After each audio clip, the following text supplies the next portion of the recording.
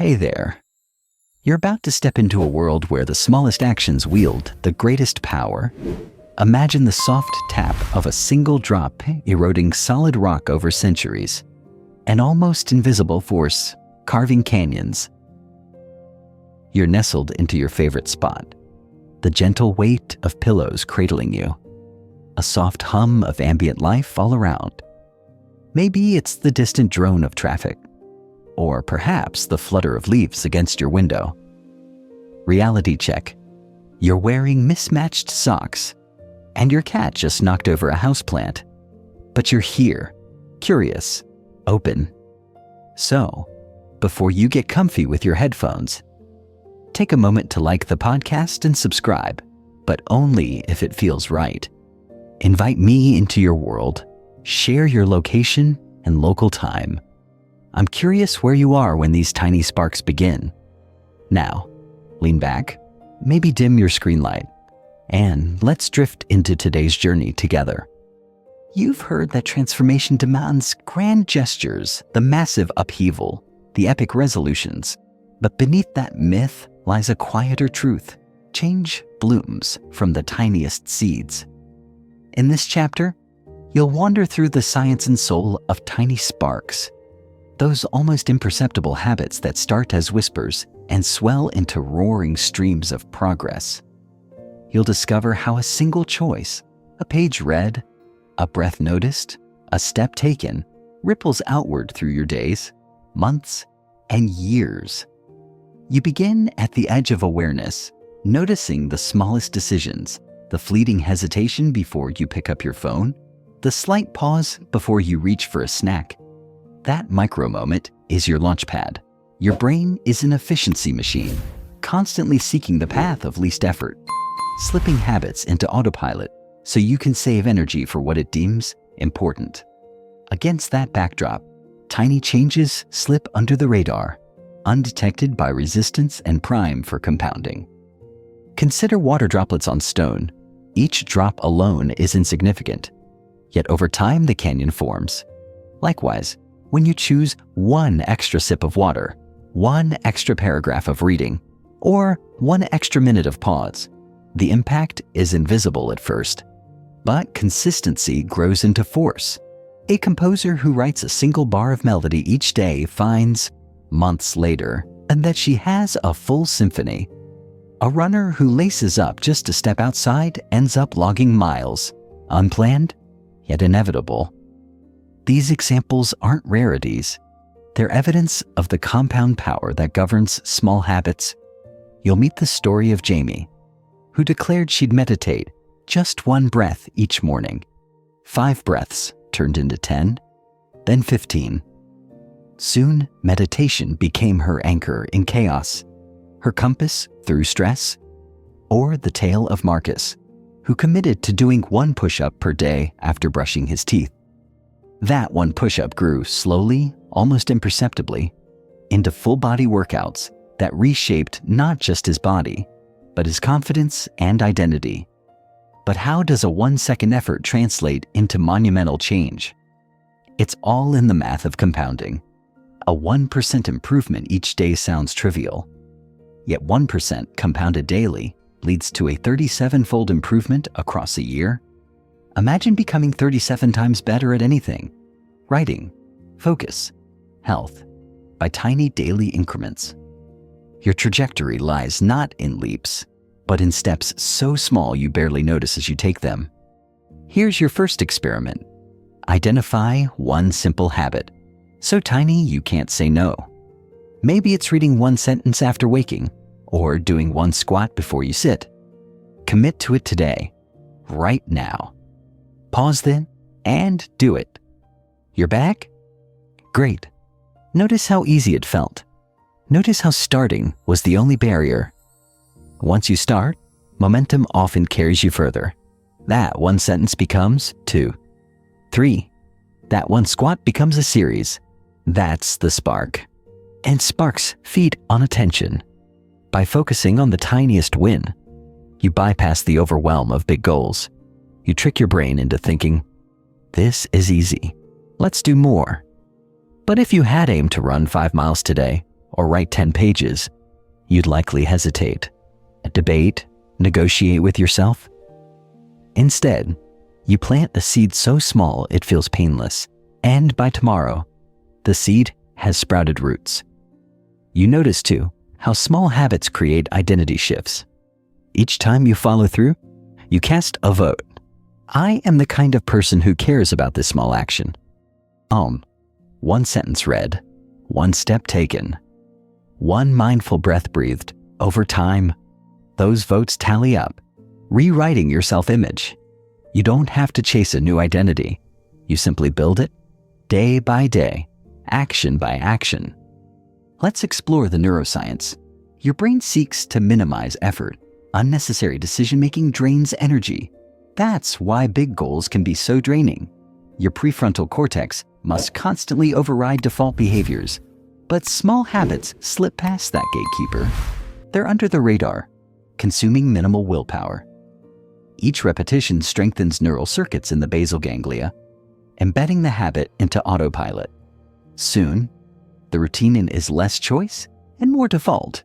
You don't debate doing one squat or reading one sentence, you just do it. This mechanism is your ally. By starting with micro-habits, you harness your brain's natural wiring. You shift from requiring motivation, an unreliable spark, to leveraging habit, an automatic engine. Habits run on autopilot, independent of how you feel. And feel-free performances are powerful. You don't need to convince yourself to breathe or blink. Your body does it without thought. Your goal is the same. Make your desired behaviors so ingrained that they happen without resistance. But tiny sparks need careful tending. Left unattended, they flicker out. That's why environment matters. Place a reminder, a post-it note, a practice to cue so the spark finds oxygen. If you want to read, keep your book on your pillow. If you want to meditate, place your cushion in plain sight. If you want to do a push-up, uncover the mat. These visual cues prime your mind, allowing the spark to catch. You're not relying on memory. You're designing your space to trigger the tiny habit. Consider the power of context. Walking into a kitchen with a bowl of fruit set out makes healthy snacking effortless. Are you resisting chips when the bowl of oranges calls you? The environment whispers, choose this. Similarly, leaving your phone in another room makes mindless scrolling a chore. 3 steps to fetch it instead of 1. Suddenly, small frictions protect you from default behaviors. Now imagine weaving dozens of these micro-habits throughout your day. Each tiny spark ignites another. Momentum becomes a cascade. You'll find yourself naturally reading during coffee, stretching before showering, breathing mindfully in traffic, cumulatively. These sparks become a blaze, illuminating areas of your life you once neglected: productivity, health, relationships. And best of all, you'll hardly notice the struggle.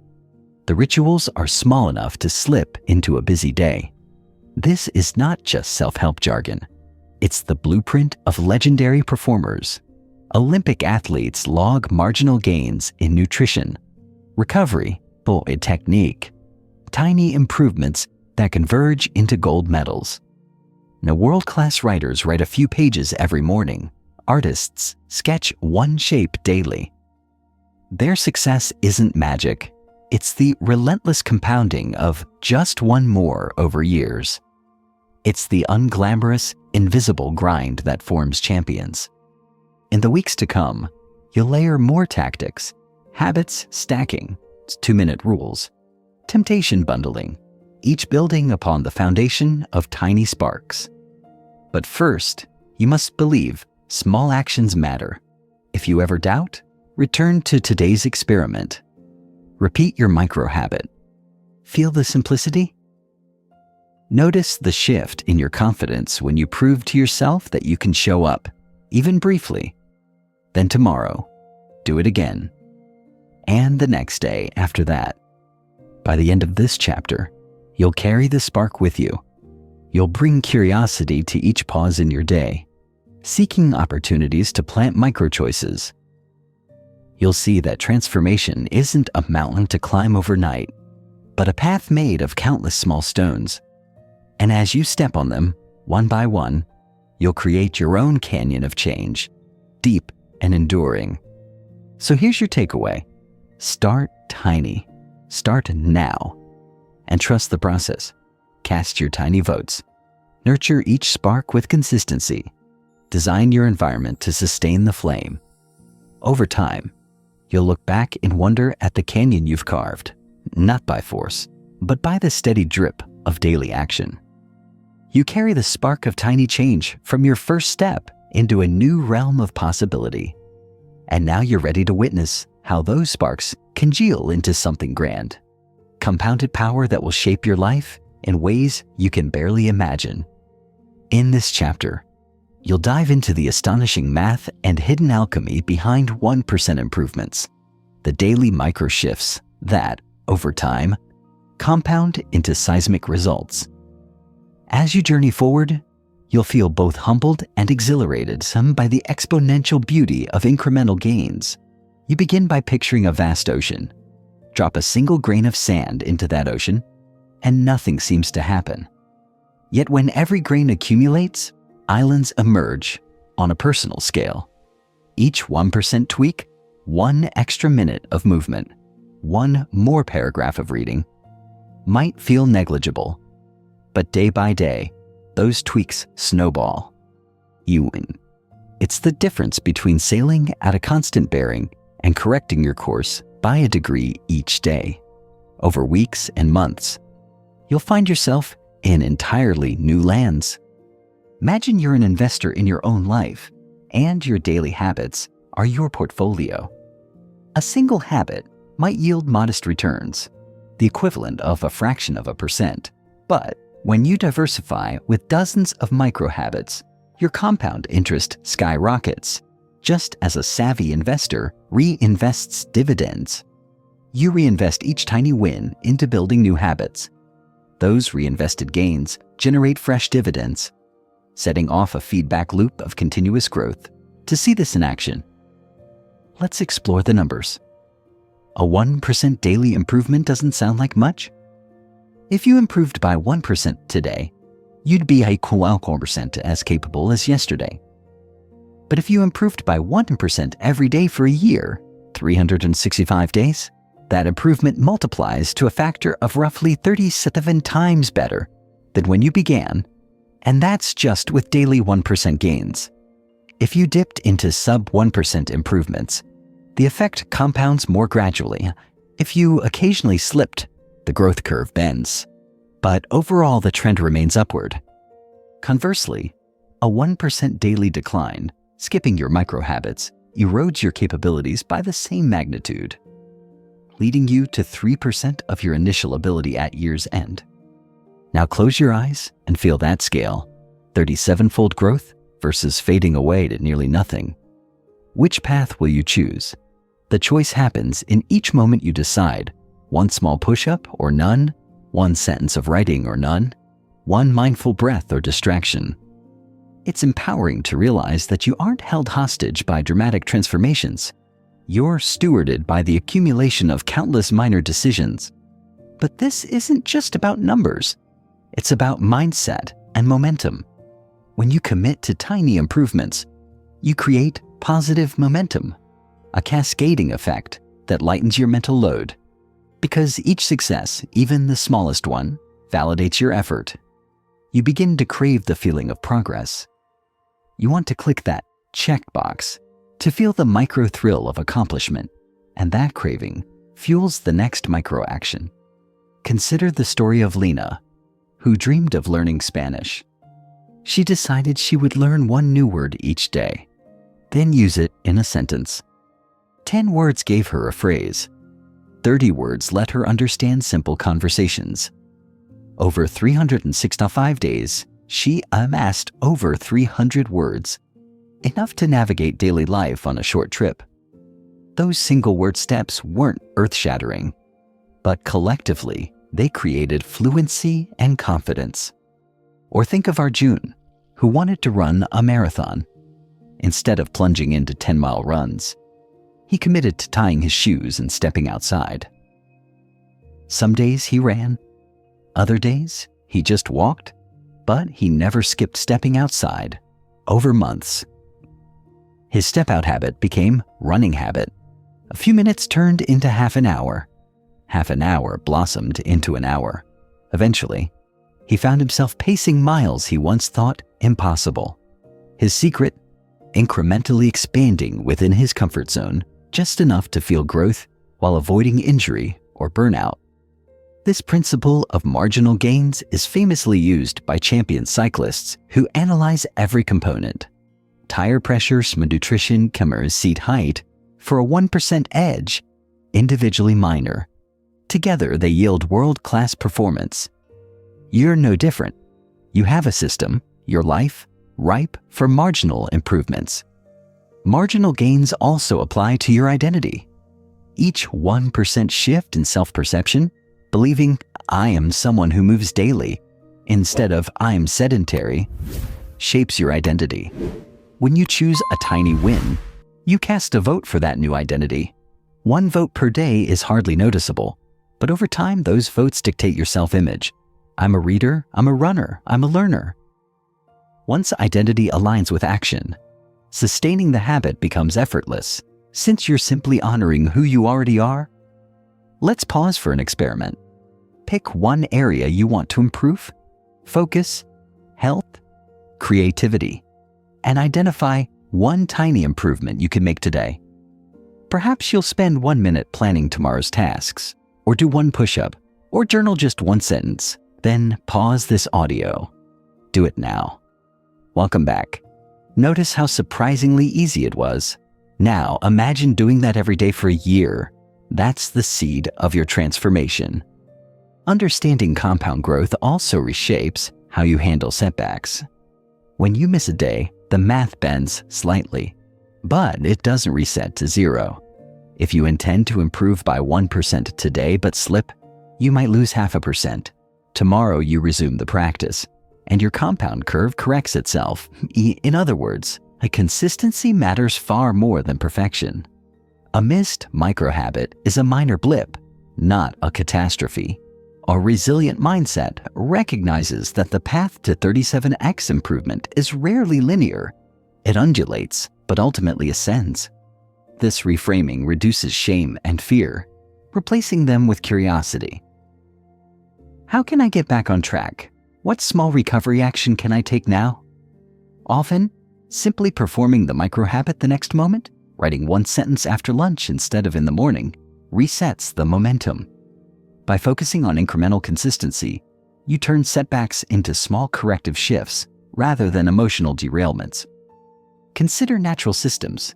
A river finds its way around rocks, flowing toward the ocean without judging itself for each obstacle. You can treat your habits similarly: fluid, adaptive, persistent. Each tiny adjustment directs you forward. Each tiny misstep is just an eddy you flow around. As you integrate compound thinking, you begin to see life differently. You notice micro opportunities, taking the stairs, reading labels, taking pauses. You ask, how can I improve by just 1% in this moment? The question itself primes your mind to scan for micro actions. Let's explore a real-world composite. A busy professional aiming to boost productivity. She identified 5 micro habits: clearing her desk each night, 1 minute; reviewing tomorrow's tasks, 2 minutes; drinking a glass of water at 10 a.m., standing for 1 minute every hour, and jotting down 1 reflection at day's end. Each habit took under 2 minutes. Yet over weeks, she felt more organized, healthier, and mentally sharp because small habits reinforced each other, creating a productive ecosystem. Those 5 micro habits served as seeds. Productivity sprouted, energy levels rose, focus sharpened. The compound effect spread beyond her work, boosting mood and relationships. Her incremental improvements created cross-domain benefits. By now, you've glimpsed the power of compounding, mathematically, psychologically, and behaviorally. Your challenge is to harness that power intentionally. You're not a passive vessel, you're the steward of this process. Every day you sow micro-habits, tiny seeds that, with patience and consistency, flourish into forests. Guard against two pitfalls: tempting shortcuts and fear of imperfection. Quick fixes promise fast growth, but lack sustainability. If you try to overhaul your entire lifestyle in a week, you'll likely burn out. Instead, commit to the smallest possible habit, so tiny you can't refuse, and let it compound. If you worry that a missed day equals failure, remember the slope isn't destroyed by a single slip. Tomorrow's micro-habit mends the curve. Now, as you prepare to embed compound thinking into your routine, visualize your life as a long road stretching before you. Each tiny step changes your trajectory, your destination shifting subtly but profoundly, rather than fixating on the far-off horizon. You lean into each footfall, each micro-habit, knowing they cumulatively steer you toward your vision.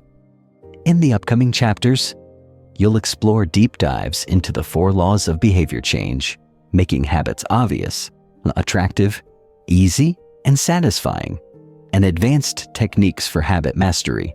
But none of those powerful tactics matter without this foundation: the belief that small, unique, consistent efforts compound into extraordinary outcomes. So as you close this chapter, choose one micro-habit to compound, one tiny action repeated daily. Maybe it's the one you tried earlier, or a new spark you've discovered. Write it down. Set your cue. Place your book on the pillow. Leave water by your desk. Jam your shoes by the door. Today you plant the seed. Tomorrow you water it. Next week you'll begin to notice buds of progress. Remember, 1% per day over time is unstoppable. It reshapes your identity, rewrites your reality, and over the months ahead will bridge the gap between who you are and who you want to become. Trust the math, trust the process, trust yourself. You've felt the rush of compounding micro-wins. You've marveled at how tiny daily tweaks snowball into tectonic shifts. Now, let's descend to the bedrock of lasting change: your identity, the invisible blueprint that shapes every decision you make. In this chapter, you'll learn why success isn't rooted in outcomes or processes alone, but in the stories you tell yourself about who you are. You'll discover how rewiring your self-image ignites behaviors that flow effortlessly because they're woven into the fabric of your sense of self. You begin with a simple question: who do you believe you are? Is the person who wakes before dawn, sips cold water, and writes one sentence each morning that person you?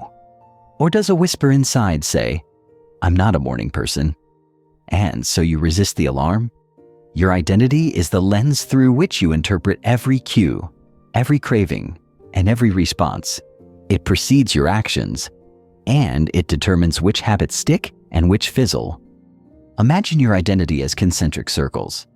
At the outer layer lie outcomes: shedding weight, writing a book, launching a business. Step inward, and you find processes, the routines, rituals, and systems you employ. But at the core lies identity, the beliefs and self-image that give rise to those processes and outcomes. Most people fixate on outcomes, declaring, "I want to lose 20 pounds," or on processes, "I'll meal prep on Sundays," but neglect identity. I am a healthy person who nourishes and moves my body. Without that core shift, process and outcome often slip away under pressure. Consider a smoker trying to quit. At the outcome level, they declare, "I want to stop smoking." At the process level, they might buy nicotine patches or join a support group.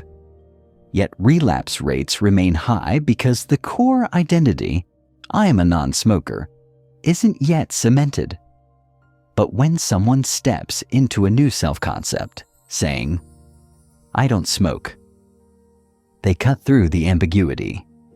The habit of reaching for a cigarette contradicts their identity, creating internal dissonance that drives behavior change. So how do you reconstruct your sense of self? You cast votes for that identity with tiny actions. Each time you write one sentence, you vote for I am a writer. Each time you drink a glass of water instead of soda, you vote for I am a healthy person. Identities aren't born from a single monumental deed. They form from countless micro-affirmations. And because you've already mastered micro-habits in previous chapters, you have the tools. Choose an action so small you can't say no. Repeat it and reinforce the corresponding identity. Let's craft an identity-based habit experiment. Pick a role you aspire to. Perhaps focused learner, mindful eater, or consistent exerciser. Now identify one micro-action aligned with that role. Reading one page, chewing each bite 20 times, or doing one squat. Then utter the declaration, I am the type of person who reads daily, or I'm the person who values mindful meals. Speak it, feel it, then act. Over time, the alignment between words, actions, and self-image solidifies. You're not faking it. You're proving it on a micro scale. Identity-based habits also provide enduring motivation when outcomes plateau. Earlier, you experimented with tiny tweaks and compounding. Now, when growth stalls, it's easy to lose steam because you're chasing results. But when your core belief is, I am a runner, missing a day triggers a jarring dissonance. A runner doesn't skip runs. That dissonance nudges you back on track. Not because you fear failure, but because you honor your self-image. Strong identities ignite intrinsic motivation. Pause here for another practice. Choose one habit you've already begun, a micro-habit from chapter 1 or 2. Now pair it with an identity statement. Say it aloud. I'm the person who insert habit. Then perform the micro-habit. Feel the congruence ripple through your mind. You're no longer doing the habit to achieve a distant goal. You're expressing who you are. That shift, from goal chasing to identity affirming, is transformative. Neuroscience underpins this process. When you repeat an action, neural pathways strengthen in your brain's basal ganglia, automating behavior. But it's your prefrontal cortex, home to beliefs and self-concept, that initiates the process. You tell your brain who you are. Your brain looks for evidence. Each tiny action provides that evidence, reinforcing the belief and building momentum. Over time, behaviors cease to require conscious effort. They become default expressions of identity. Contrast two approaches. One athlete trains for a medal, focusing on the outcome. Another says, I'm an athlete, and trains because that identity demands it. When tiredness beckons, the first asks, do I still feel like training? And wrestles with motivation. The second asks, what would an athlete do? And simply steps onto the track. Identity reframes the question, eliminating internal debate. Let's examine real-life stories. There's the engineer who shifted from, I'm too busy to learn guitar to, I'm a musician who practices daily. He started with one chord a day. Months later, he was jamming with friends. Or the executive who redefined herself from, I'm always stressed, to, I'm someone who prioritizes calm. She began by taking one mindful breath before every meeting. That one breath became 10, and her entire leadership style transformed. Teams noticed her composure, inspiring trust. These people didn't get lucky. They engineered identity shifts through micro-habits. You can too. It doesn't require sweeping personality overhauls, just deliberate votes. Identity work also shields you from social friction. When friends poke fun at your new habits, writing every morning. Really? Your emerging identity protects you. You shrug.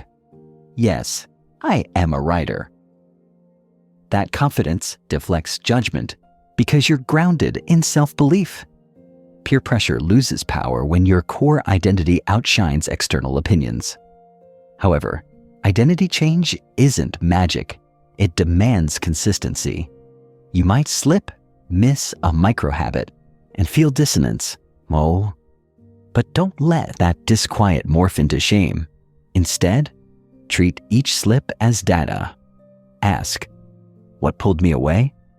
Then recommit to your identity-based small action. View the misstep as an opportunity to reinforce your identity through a corrective vote. I am a writer, followed by writing one sentence. That act reasserts your identity stronger than before. To deepen this work, cultivate self-awareness. Notice when old self-beliefs whisper doubt. I'm not creative. I'm not fit. Or I can't focus. Call them out. Then counter with identity affirmations. I'm someone who practices creativity. I'm someone who moves daily. Or I'm a focused thinker. Say them with conviction. Spoken words pack more punch than thoughts alone. Over days and weeks, these affirmations remodel your mental landscape, creating fertile ground for micro-habits to flourish. A useful tool is journaling identity shifts. Each evening, jot down one action you took that reinforced your chosen identity. Did you read a page? Write it down. I'm a reader. I read today. Did you do a push-up? Write, I'm an exerciser. I moved today. This simple log acts as both evidence and reinforcement. It archives your votes, allowing you to see your identity evolve over time. When you flip back pages, you witness the person you're becoming, an ongoing reveal of your own transformation. Identity-based habits naturally align with the 4 fundamental laws you'll explore next. Making cues obvious, habits attractive, easy, and satisfying. But the core remains who you believe you are. Each tactic you learn will be filtered through this identity lens, creating systems that not only work, but resonate deeply because they express your self-concept. Now, before we slip into Chapter 4's mechanisms of awareness, revisit your identity experiment. Which identity will you embody?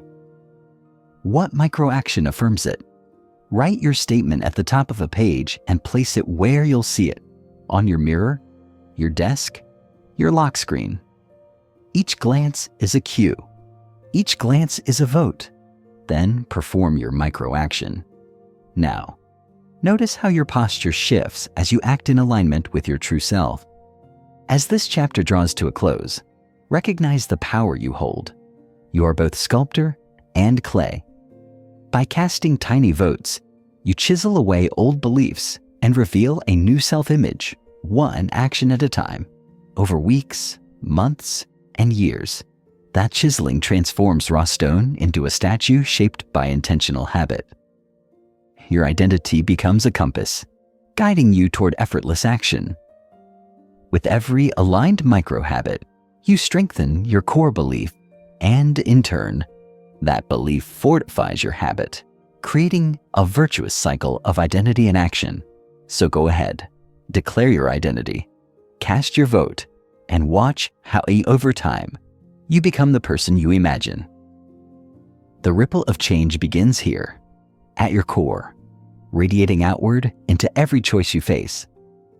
You've now set your identity in motion, but identity alone isn't enough if you don't anchor it in your environment and relationships. Habits live in context, and identity-based habits thrive when your surroundings reflect your new self-image. Imagine entering your home and seeing evidence of who you are: a journal on the nightstand, a yoga mat unrolled, your running shoes by the door. These cues reinforce your identity every time you walk in. You're not just a person who practices, you're a practitioner. To deepen your identity, audit your environment. What signals still belong to your old identity? Discard or hide them. Replace them with artifacts of the new you. Next, consider the people you surround yourself with. Identity is contagious. You become like the 5 people you spend the most time with. If you want to be a reader, spend time with readers. A writer, spend time with writers. Join a community, online or offline, that embodies your chosen identity. When you share your micro wins with like-minded peers, you amplify your belief in accountability. Someone who values mindfulness can join a meditation group. Someone who values fitness can join a running club. In those circles, the identity becomes normalized. You feel at home being the person who does this. But identity building also requires patience. Some beliefs run deep, forged over decades. Don't expect instant transformation. Instead, measure progress in micro steps. Notice when the old voice arises, "I'm not creative enough," and gently redirect it. "I'm a creative explorer. I explore today." Celebrate that mental pivot as you would a physical action. Over time, those mental reframes become as automatic as your habits, because you've treated them like habits, small, consistent, reinforced by environment and community. As you practice identity-based habits, you'll discover that certain behaviors no longer feel like efforts. They feel like expressions of your true self. Writing isn't a chore. It's how writers communicate. Running isn't a burden. It's how runners move. Mindfulness isn't a practice. It's how mindful people breathe. This alignment between identity and action is habit nirvana. The friction disappears, and you flow effortlessly. Let's illustrate this with a personal vignette. Picture Kayla, who struggled with self-doubt her entire life. She rarely spoke up in teams, believing she wasn't a public speaker. But she chose a micro-habit. Each meeting, she'd ask one question, even if it was simple. Before long, she paired that habit with an identity statement. "I'm someone who contributes." She left sticky notes on her laptop. "I'm a contributor." The environment cue primed her. The micro-habit built confidence. The identity statement reinforced her sense of self. A few months later, she volunteered to present a project update and discovered she enjoyed speaking. Her identity as a contributor became unstoppable. Now, let's tie identity work back to compounding and micro-habits.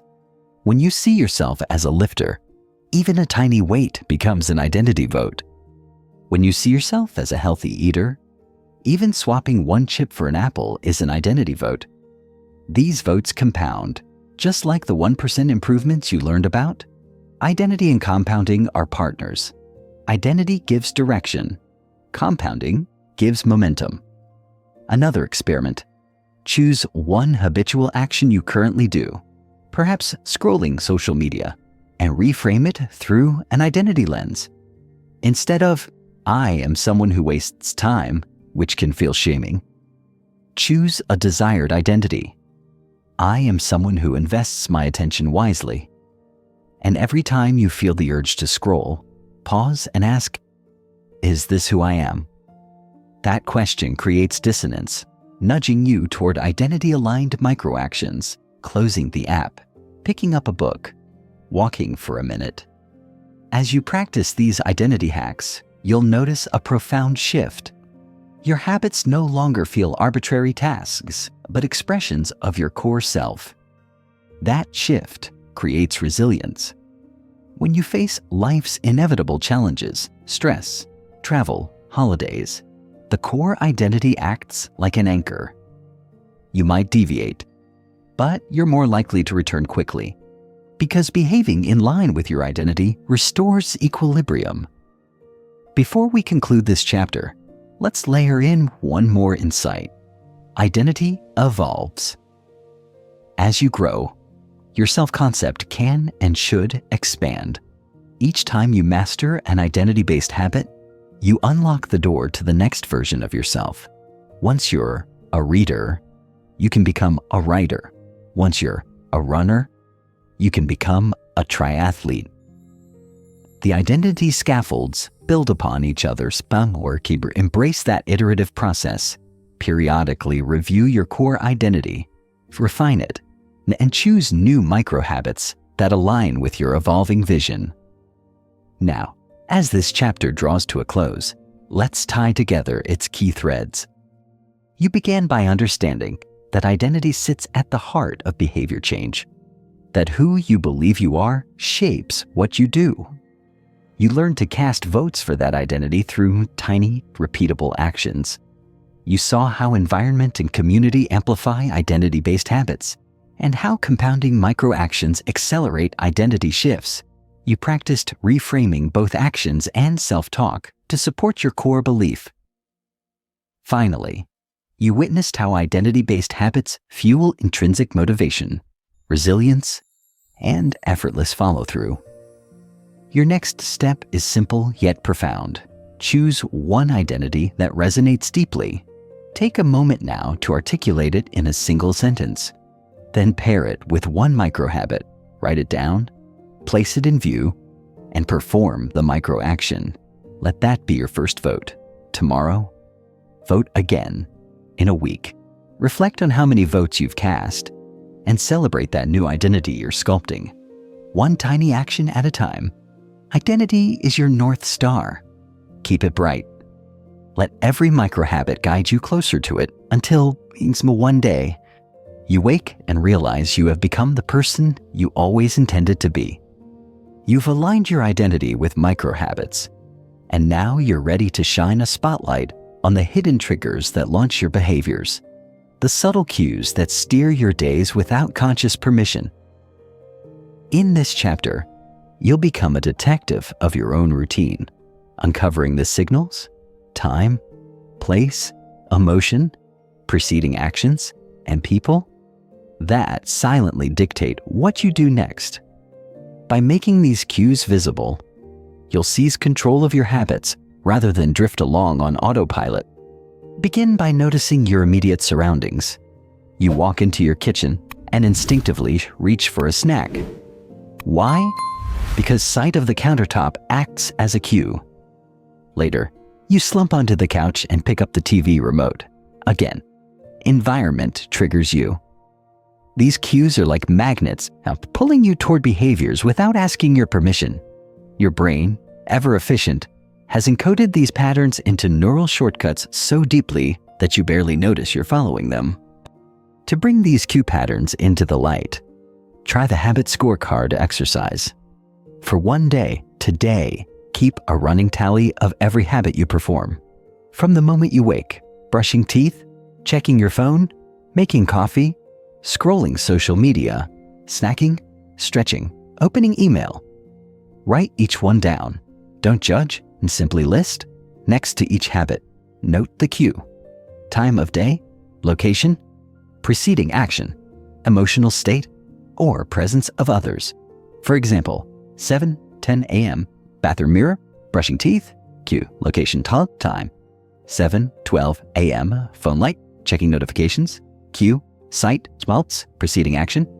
7:30 a.m., kitchen counter, pouring coffee, cue, location. 7:40 a.m., computer desktop, opening email, cue, workspace, plus time. As you identify patterns, you'll discover that many of your routines aren't guided by conscious decisions, but by environmental or emotional nudges. Cues fall into 5 broad categories. 1. Location. Every place holds behavioral suggestions. Your workspace invites checking email. Your couch invites snacking or binging. By mapping location-based cues, you gain power to redesign spaces. Want to write more? Place your notebook on your desk instead of tucked away. Crave fewer distractions? Keep your phone in another room. 2. Time clocks and watches are silent conductors of habit. A glance at 3 p.m. could cue a coffee break. 10 p.m. cues screen time. Time-based cues can be repurposed. Choose specific times to trigger positive habits. 4 p.m. walk. 9 p.m. journaling. 3. Emotional state boredom, stress, excitement, loneliness. All emotional states cue behaviors. Notice when you eat because you're stressed, not hungry. Pause next time you feel that urge, label the feeling. Then substitute a healthier response. 5 deep breaths, a quick stretch, or a glass of water. 4. Preceding action. Almost every cue follows another action, a chain of behavior. After I finish lunch, I feel the urge to scroll. After I check email, I open Instagram. By interrupting that chain, after lunch, I'll take a walk. You reshape the loop at its start. 5. Social cues. People are powerful triggers.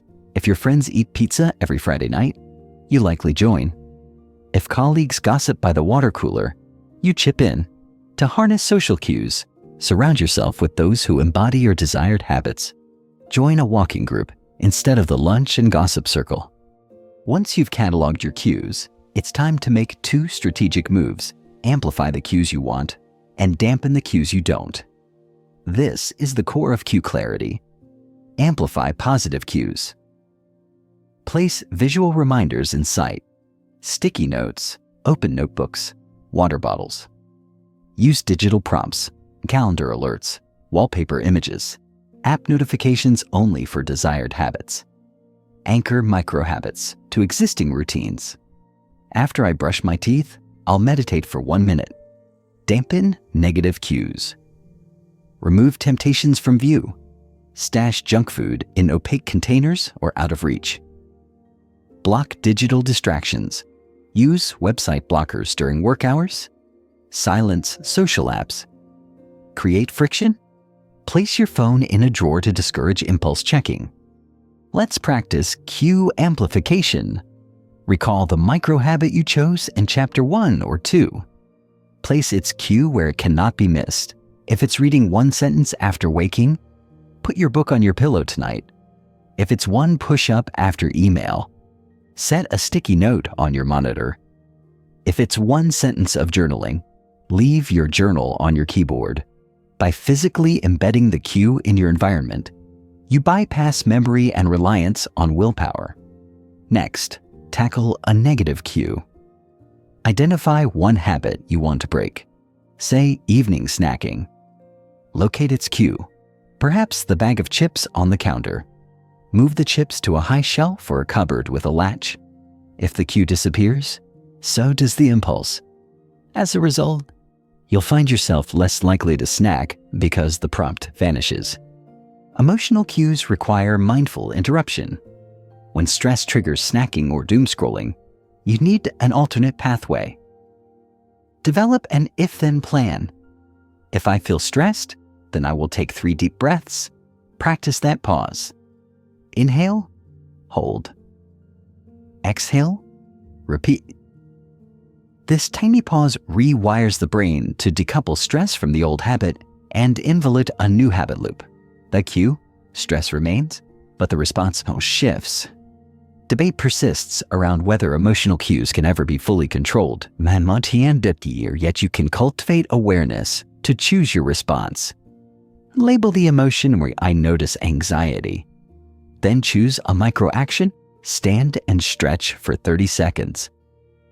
Over time, you replace the old loop with a healthier one. Social cues can be trickiest because they involve other people's behaviors, but you can still design your social environment. Share your new habit intentions with a supportive friend. Make them aware of your micro-habits. Invite them to remind you gently when they spot you slipping. Alternatively, seek out new circles. Join an evening book club to channel the social cue of gathering into reading, not scrolling.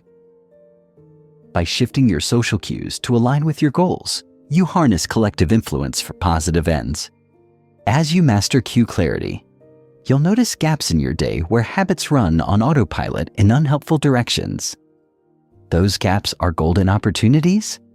The space between cue and response is your sweet spot. Inhabit it.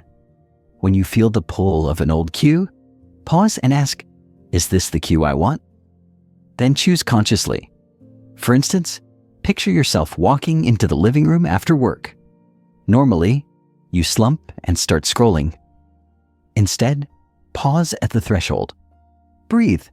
Ask, what do I want to do?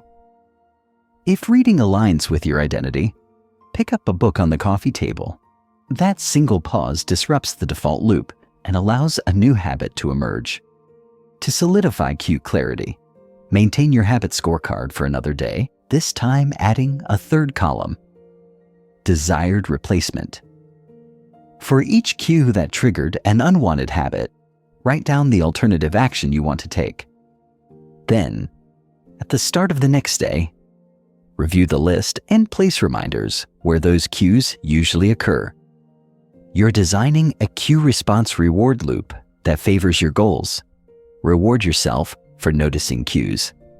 Every time you interrupt an unwanted habit, give yourself a mental high five. That satisfaction reinforces your brain's pattern recognition. Noticing cue. Positive outcome. Gradually, you train yourself to catch cues early and pivot effortlessly. By the end of this chapter, you'll have transformed from a passive reactor to an active designer of cues. Your world will no longer whisper instructions you didn't choose. Instead, it will echo the prompts you've intentionally placed. You'll wake up to morning rituals triggered by your chosen environment, move through your day guided by positive cues, and return to restful evenings cued by calming triggers. Next, you'll learn to make habits not only clear, but irresistibly attractive, so that once the cue appears, you lean in with eagerness. But for now, celebrate your newfound clarity. You've lifted the veil on the hidden forces that have driven you for years. You're the architect of your habit triggers. With awareness, design, and intention, you'll chart a new course, one cue at a time. You now know how to unmask the cues that have steered you unconsciously for years. But there's one more layer to explore: multi-sensory cues. Sound, scent, and tactile sensations can be powerful signals, sometimes even more potent than location or time. Think of the smell of fresh coffee triggering your morning routine, or the jingle of your phone promising a social hit. To harness multi-sensory cues, design reminders that engage more than one sense. If you want to meditate, play a soft bell chime at 8 a.m. daily. If writing, place a textured journal next to your favorite mug so the feel of the cover invites you to open it. Next, recognize that cues can stack in combinations. You might feel stressed, emotion, see your couch, location, and hear a notification, sound, all at once, leading to scrolling and snacking. To disrupt these stacks, you need to insert a deliberate cue of your own. For example, before sitting down, location. Pause and take 3 breaths, new cue, in response to the internal signal of stress, emotion. Then reach for a water bottle, replacement. By layering your own cue, you break the old chain and forge a new path. Now let's discuss cue fatigue, a real phenomenon where too many cues compete for your attention, leaving you overwhelmed and indecisive. Your brain can only process so many signals at once. Beyond that, it reverts to default habits. To avoid cue fatigue, minimize unnecessary prompts. Streamline your environment. Remove extraneous sticky notes, silence non-essential alerts, and keep only the cues that directly support your chosen micro-habits. This curated cue ecosystem prevents decision paralysis and keeps your focus on what truly matters. Another tactic is temporal cue variation. Instead of relying on the same time each day, anchor certain habits to variable cues. For instance, decide that after your 3rd Zoom call of the day, you'll do 1 minute of stretching. This prevents habituation. You won't go on autopilot with a stale cue. You'll stay alert, ready to respond. Rotating cues keeps your brain engaged and helps you maintain novelty, which sustains interest. Let's drill down into a case study. Michael wanted to break his evening TV binge habit. He identified 3 overlapping cues: 7 p.m. time, smell of dinner, and the family settling on the couch. He replaced those with multisensory cues for reading. He set a lamp to turn on at 7 p.m. near his reading chair. Sight. Scented a candle with lavender. Smell. And laid out his book and bookmark. Touch. That evening ritual became more inviting than the TV. The old cue still existed, but the new multi-sensory suite dominated his attention, drawing him toward reading instead. Cue mastery also involves developing cue mindfulness, the ability to notice the first flicker of a habit loop. Often you think you start snacking or checking email because of a conscious decision, but actually, the loop has already started. Mindfulness practice, brief moments of pausing and scanning your internal state, helps you catch the cue as it arises, not after the habit has begun. You can integrate this by setting random mindfulness alarms. When the bell rings, pause and note what you're doing, thinking, or feeling. Those random checks build your cue awareness muscle, so that eventually you'll notice cues in real time without an alarm. As cue awareness grows, you might discover surprising triggers. A certain word in an email making you reach for your phone, or seeing your reflection causing negative self-talk that leads to procrastination. Each revelation is a golden insight. You've found a point of intervention. Use curiosity. Ask, why did I do that? And you'll peel back layers of hidden cues, revealing the blueprint of your habits.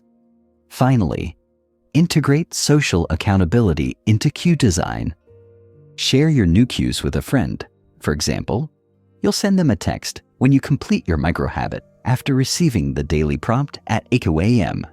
Their response reinforces the cue loop, adding a social reward. This combination of environmental, emotional, and social cues creates robust, multidimensional triggers that withstand life's unpredictability. As this chapter wraps, reflect on how your cue landscape has changed. What once ran on autopilot now awaits your design. You've learned to unearth, amplify, and refine the triggers that shape your behavior. Your cues are no longer invisible puppeteers. They're reminders you've consciously placed to guide you toward your goals. Next, you'll step into the realm of attraction, making habits so compelling that once the cue appears, you leap at the chance instead of dreading the act. But before that transition, take a moment to survey your domain, your home, office, digital spaces, and ask, what cues can I remove? Which new ones will I install? And remember, cue clarity isn't a one-time event. It's an ongoing practice, evolving as you design ever better pathways for your desired behaviors. You've illuminated your cues, and now it's time to stoke the embers, transforming neutral nudges into irresistible invitations. In this chapter, you become the architect of attraction, learning how to make your desired habits magnetic, so that when cues arise, you lean in with enthusiasm instead of resistance. You'll explore the alchemy of craving, the art of temptation bundling, and the science behind dopamine-fueled delight.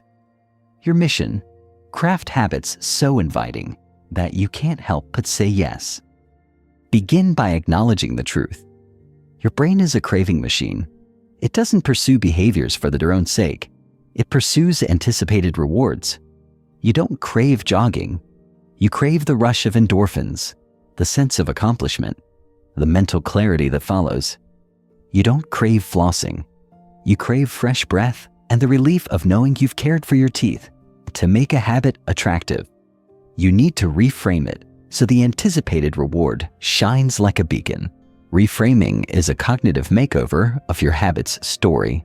Instead of thinking, I have to jog, you tell yourself, I get to feel energized. Instead of, I must eat vegetables, you think, I choose foods that make me strong. These subtle shifts in language activate positive emotions and prime your brain's craving centers. Reframing isn't fluff. It alters neural pathways, guiding your mind toward opportunity rather than obligation. Now, let's talk temptation bundling. Pairing an action you want to do with one you need to do. You indulge in a favorite Netflix show only while on the treadmill. You savor that special coffee only when reading your book. You allow yourself a chapter of a novel only after completing your vocabulary microhabit. This strategy works because it stitches dopamine-charged pleasure onto desired behaviors, making them irresistible. Over time, your brain begins to associate the habit with delight, and the craving shifts toward the habit itself. To implement temptation bundling, list your top 3 pleasures, ones you reserve for treats. Then list your top 3 desired microhabits. Match each pleasure to a habit. While I practice guitar, I will listen to my favorite playlist. While I meal prep, I will listen to an inspiring podcast. Design your pairing so that each habit becomes infused with a burst of enjoyment. Beyond bundling, you can engineer attractiveness through design principles. Color, texture, packaging, all matter. Want to snack on nuts instead of chips? Serve almonds in a beautiful bowl instead of leaving the chip bag open. Want to meditate? Sit on a cushion so inviting, soft fabric, comforting shape, that you naturally gravitate toward it. Surround yourself with sensory delights that softly whisper, "Come here. This is for you." Attraction also thrives on social proof. Your brain looks to others to gauge what's desirable. See your friend glowing after a jog? You want that glow. Witness colleagues celebrating healthy lunches at noon? You crave belonging. Share your habit choices on social media or in group chats. Post your daily micro wins. The likes and comments become social rewards, reinforcing your craving. Neurologically, attraction ties into dopamine's role in anticipation. Studies show dopamine spikes when you expect a reward, not when you actually receive it. That means your brain lights up at the thought of reading a chapter, not just at the final page. To harness this, build in pre-rewards, small tokens that trigger anticipation.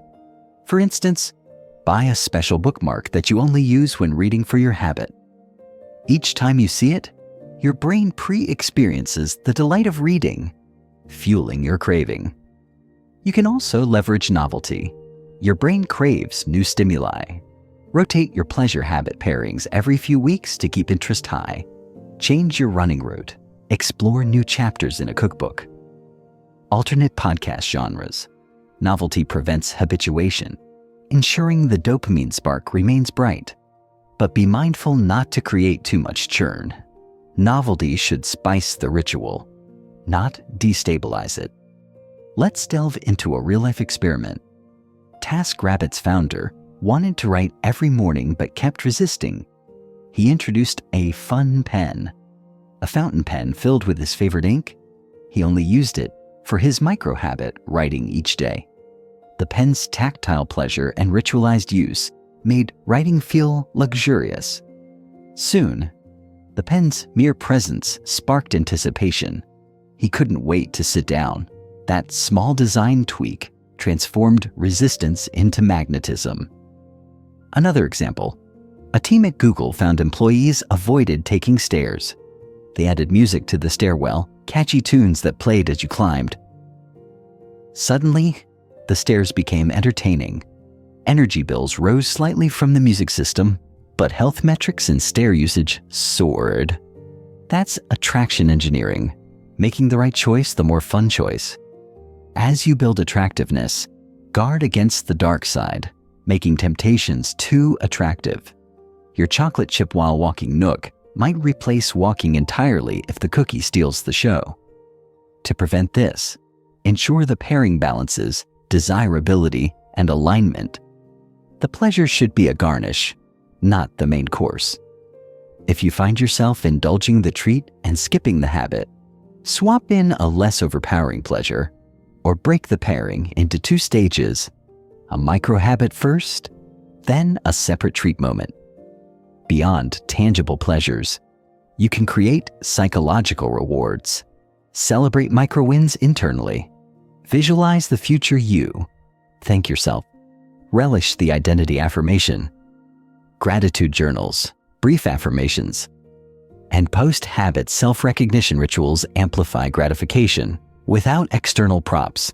That inner glow sustains craving longer than any cupcake. Attraction also intersects with social rituals. Group habits can be alluring. A daily team stretch break, a book club for one encouraging you to read solo, then share highlights online. A walking buddy pact. You're not just craving the habit, you're craving connection. When you know someone else awaits your progress, the habit becomes an emotional anchor. Teammates, partners, accountability groups. Leverage them to heighten attraction. Finally, examine the stories you tell about your habits. Stories are powerful attractors. I'm not an exerciser. I hate cooking. These narratives repel you. Rewrite them. I'm someone who explores movement. I'm a kitchen artist creating flavor. Frame habits as adventures, experiments, creative acts, not chores. When you embody the hero in your own story, each habit becomes a quest you eagerly embark upon. As this chapter concludes, sketch an attraction map for your top micro-habit. Identify its cue, craft its craving, design its response environment, and plan its reward, both external and internal. Then layer temptation bundling, visual design, social proof, and story reframes. You're no longer settling for neutrally or forced habits. You're building magnets that pull you toward your desired behaviors with ease and joy. Next, you'll explore the art of reducing friction, making habits so effortless that you can't help but follow through. But for now, bask in the allure you've created. Let your designed attractions guide you seamlessly from cue to reward, turning each moment into an invitation you can't refuse. You've curated magnetic cues and sensory delights, but true attraction lives in the rhythm of anticipation and reward. When each habit loops smoothly from cue through craving, response, and satisfying payoff. Now, focus on designing those rewards to reinforce desire immediately after the behavior. Consider the habit of evening journaling. You've paired it with your favorite soft pen and scented candle. After writing a quick entry, lean into a moment of satisfaction. Read your last line aloud, close your journal with intention, and smile at the progress you've made. That brief celebration floods your brain with dopamine, cementing the habit loop. The reward doesn't have to be grand. A single word of praise whispered to yourself works wonders. Next, layer in visual tracking. A simple habit calendar or digital tracker shows a chain of X's, each X a badge of consistency. That visual chain triggers anticipation before you even start. You crave that gapless line. If your chain spans 10 days, you won't want to break it on day 11. Habit trackers are silent magnets, pulling you to sustain the streak and feel the glow of progress. Let's apply these ideas to a fitness micro-habit. You set out to do one bicep curl each morning, coupling it with listening to your favorite song intro. After your curl and the song's opening riff, you immediately flex in the mirror. Just one rep, eyes locked on your image. That small flex becomes your self-reward. Then you log the rep on a chart on your fridge. That X mark and reflection amplify the reward loop, turning one curl into a moment of pride. Over time, you'll catch yourself humming the song intro at the mere thought of curling, and you'll perform more reps naturally. Attraction architecture has taken hold. Your habit is no longer just one curl, but a multisensory ritual ending in self-celebration. Of course, not every habit needs bells and whistles. Some micro-routines are intrinsically satisfying. A perfect sip of morning tea, the click of a clean workspace, the first line of a well-loved book. Identify those moments and lean into them. Slow down to savor the sound of leaves crunching beneath your feet on a walk, the warmth of sunlight on your skin during an outdoor stretch. Let nature's simplicity reward you. Contrast that with a neutral or unpleasant task. Say, doing laundry. You can't bundle Netflix here without sacrificing focus. Instead, inject novelty. Sort socks by color and play a fast-paced playlist that syncs with folding rhythm. Turn the chore into a mini dance break. You may laugh at yourself, but a light is born from playfulness.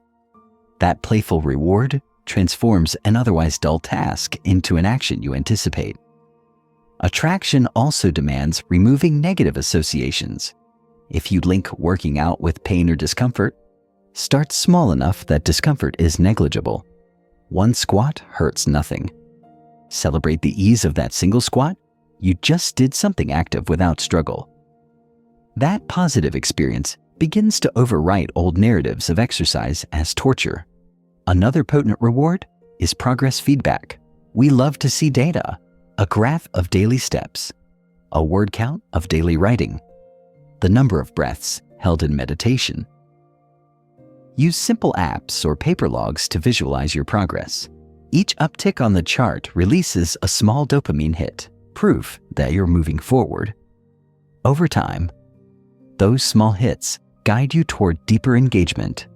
Social reinforcement can't be underestimated. Share your habit streaks with friends or in community channels. Celebrate milestones, 5 days, 10 days, 50 days. Their recognition floods you with support-driven dopamine. Plus, public commitment increases your drive to maintain the streak. You're no longer alone in the loop. You have champions cheering you on. A final tactic: ritualize the closure of your habit. Just as beginnings cue action, endings cue satisfaction. Develop a brief habit ending ritual, a silver star sticker on your journal, a digital badge unlocked, or a simple whispered acknowledgement, done and done. That ritual signals to your brain the loop is complete, encoding the habit deeper into your neural circuitry. As you refine attraction, remember balance. Over-engineering can feel forced. The goal is to make your desired behavior genuinely gratifying, not contrived. Periodically audit your reward design. Does it still spark joy? If a micro-habit feels stale, refresh its reward. New music, fresh affirmation, different cookware. Keep the experience lively. By now, you've mastered the art of making habits clear, attractive, and satisfying. As you move forward, your challenge is seamless transition to Chapter 6's focus on making it easy, reducing friction so that attraction meets effortless execution.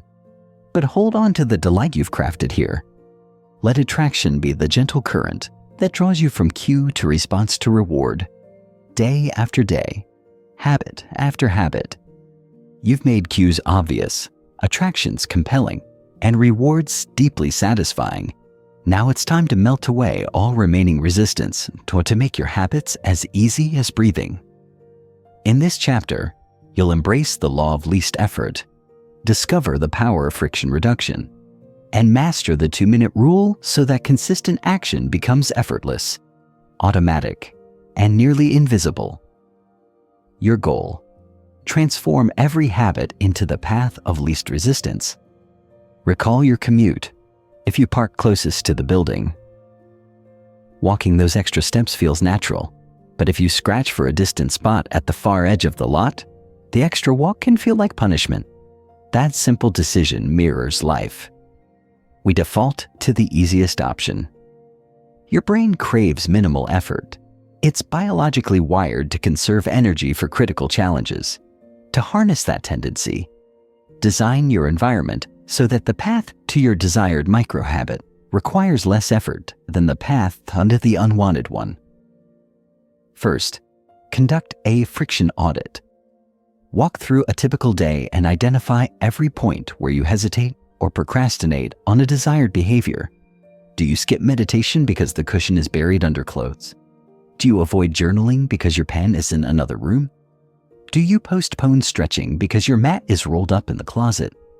Each obstacle, no matter how small, creates friction. List them all. Next, remove those frictions ruthlessly. Keep your meditation cushion visible. Your favorite pen on your nightstand, and with your mat unrolled, pre-pack your gym bag by the door. Place healthy snacks at eye level in your fridge. Silence distracting apps, or delete them altogether. Make the desired action easier to start than the alternative. When opening your laptop for work, it takes 1 tap, but opening social media takes 3. You'll lean toward the productivity by default. The essence of reducing friction lies in environment design. Make desired behaviors more convenient than the undesired ones. Want to read more? Keep books on your pillow instead of scrolling apps on your home screen. Want to practice guitar? Leave it on a stand in the living room instead of stowed in its case. Want to drink more water? Fill a pitcher and place it on your desk before starting work. The easier it is to do the thing you want, the less willpower you expend. The harder the unwanted behavior, the less you'll default to it. Now, let's introduce the 2-minute rule. Any new habit should take less than 2 minutes to start. If you want to floss every night, begin by flossing 1 tooth. If you want to write in your journal, start with a single sentence. If you want to exercise, begin with 1 push-up. By scaling down the initial action, you eliminate resistance.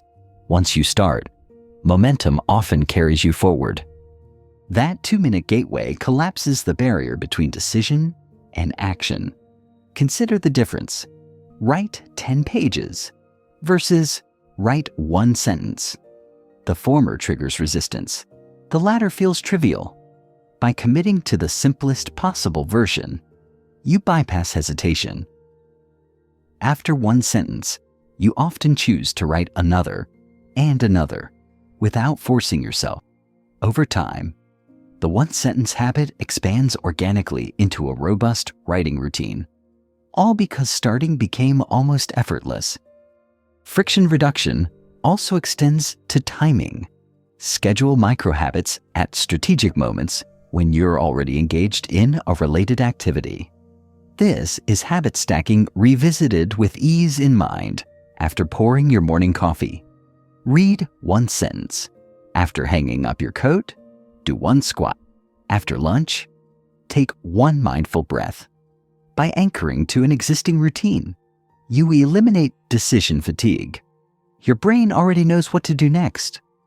Next, consider automation. Use technology and services to lock in good habits. Subscribe to healthy meal kits so you don't have to plan menus. Set recurring calendar reminders for your micro habits. Automate savings transfers to invest in your future. While automation shouldn't replace all conscious effort, it can shoulder the repetitive logistics and free you up for the actual behavior. Another friction tactic: bundle prepping tasks into ritualized transitions. Create mini rituals that usher you from one context to the next seamlessly. For instance, have a work start ritual. Place your phone on silent. Open your scheduler. Write 1 task for the day. That sequence: phone placement, scheduler open, task written, takes a minute and primes you for focused work. By ritualizing context shifts, you eliminate the groggy in-between moments where distractions take over. Now let's examine common pitfalls. 1 is over-engineering complexity. You may optimize your environment so much that you end up obsessing over perfect setups rather than taking action. Avoid paralysis by analysis. Start simple. Remove the biggest friction points first, then refine gradually.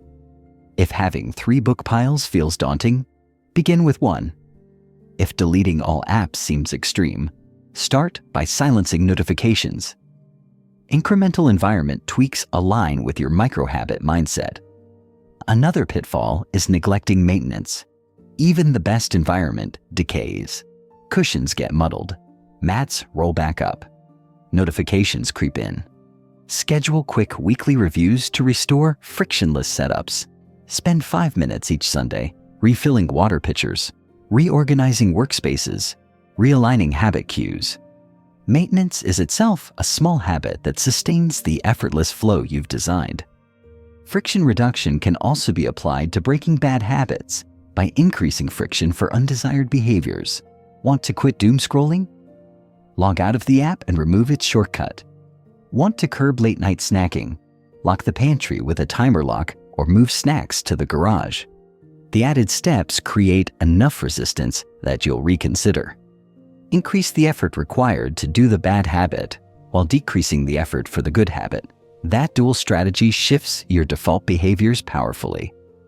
Now, let's explore an example of extreme convenience, the concept of habit contracts. You can set up a deposit return system. If you miss a habit, you lose a small amount of money. If you complete it, you get it back plus a bonus. While this adds structure rather than reduces friction per se, it externalizes the cost of failure, making the habit and the easier path to keep your funds intact. Yet the most elegant friction reduction is invisibility. Good habits you don't think about because they happen automatically. Think of your eye blink. It's not a conscious choice. Aim for that level of automation with your micro habits. When your friction audit yields dozens of adjustments, you'll reach a point where certain behaviors simply happen without thought, leaving brain power for more creative pursuits. Let's pause for a practical exercise. Grab a notepad and sketch a simple flowchart of one micro habit. List the steps from cue to action to reward. Then identify friction points in that chain. Any hesitation, extra movement, or decision. Cross out each friction point by designing an adjustment. Move the cue closer. Eliminate a decision. Pre-position materials. Then test the new flow tomorrow and note how much easier it feels. For instance, if your micro habit is doing one push-up after email, your original chain might be finish email, close laptop, move to floor, find mat, push-up. That's too many steps. Reduce it. Leave your mat under your keyboard and perform the push-up with your laptop still open. One step instead of 4. You've turned an effort-laden ritual into a nearly invisible move. Finally, remember that ease isn't the same as laziness. You're not choosing the easiest life. You're selecting the smoothest conduits for your highest aspirations. Reducing friction honors your brain's natural tendencies while preserving your capacity for willpower when it truly matters. Novel challenges, creative tasks, and deep engagements that require full attention. As you near the end of this chapter, reflect on how you can apply friction elimination in domains beyond microhabits: financial management, relationship rituals, learning routines. Wherever there's resistance, track it down and remove it. Your life, reframed as a series of nearly effortless micro-actions, becomes a canvas for continuous, joyful growth. In the next chapter, you'll explore how to make habits satisfying, not just easy, so that each micro-action ends with a flourish of gratification, sealing the loop and ensuring you return again and again. But for now, bask in the smooth flow of your frictionless world. Every step you take towards your micro-habits should feel natural, almost unconscious, guiding you forward with grace. You've learned to make habits obvious, attractive, and easy. Now it's time to ensure they feel genuinely rewarding, so your brain stamps each repetition as worth remembering. In this chapter, you'll delve into the 4th law of behavior change, make it satisfying, by exploring immediate rewards, habit tracking, rituals, and the psychology of closure. Your mission: design reward loops so compelling that the gap between action and payoff vanishes, cementing your micro-habits into lasting routines. Begin with the truth of human wiring. Our brains prioritize experiences that deliver instant feedback. Delayed gratification is admirable, but without an immediate positive signal, your brain treats the habit like a low-priority task. You're unlikely to return. To make habits satisfying, you need a quick, tangible reward, something that floods dopamine or gives a small jolt of pride right after the behavior. Recall a time you completed something mundane, emptying the dishwasher, filing a report, and felt a mini jubilant thrill when you closed the cabinet or clicked send. That click, that closure, unleashed a spark of satisfaction, reinforcing the action. You want to replicate that spark for every microhabit. Design your reward loop around closure. The satisfying click, the X mark, the final flourish that announces done. Immediate rewards. Langan, sensory gratification. Use small physical treats, a sip of your favorite tea, a square of dark chocolate, or the first warm inhale of coffee. Pair it directly after the microhabit. If you read one sentence, allow yourself one savory sip. If you stretch 1 minute, savor the breeze by an open window. Sensory rewards anchor the habit loop with pleasure. 2. Visual tracking, habit calendars, streak trackers, or apps that mark each day form a visual chain, your streak. That unbroken line tugs at you. Don't break me. Each check mark feels like winning a tiny battle. Even carrying a paper journal and manually drawing an X creates a ritualized reward. The act of marking off completion is itself gratifying. Nakirin 3. Auditory cues, we record a brief affirmation. You did it, and play it when you finish your habit. Use an app that chimes or dings at completion. Those sounds become Pavlovian signals of success. Each ding triggers anticipation of the reward next time, reinforcing habit loops through auditory delight. Number 4, social recognition. A share micro wins with a friend or accountability partner. A supportive message, great job, provides social dopamine. Post a quick update in a group chat or on social media. The acknowledgement cements your sense of progress and adds an external layer of satisfaction. Habit tracking and rituals. Habit tracking is more than data. It's a ritual of acknowledgement. Choose your method: a minimalist paper grid, a bullet journal, or a simple spreadsheet. Every entry is a moment of reflection. You pause, record your win, and mentally celebrate. Over time, flipping through your log reveals the cumulative impact of micro-actions, boosting morale and deepening commitment. Rituals amplify satisfaction. Develop a brief, consistent post-habit routine. Place your journal aside with a deliberate flourish. Close your habit app with a conscious swipe, or do a 1-second fist pump. These little gestures serve as ritual closures, symbolic seals on your effort. They're signals to your subconscious. This matters. Case study: the habit jar. Imagine Sarah, who struggled to maintain her meditation habit. She filled tiny glass jars with colored beads, 1 bead per session. After each 5-minute meditation, she dropped a bead into the jar. The gentle clink of glass became the reward. Watching the jar fill over days and weeks gave her a visual trophy of cumulative effort. Each bead added meaning, each clink echoed success. That simple system combined sensory reward, the clink, visual progress, the filling jar, and ritual closure, the bead drop.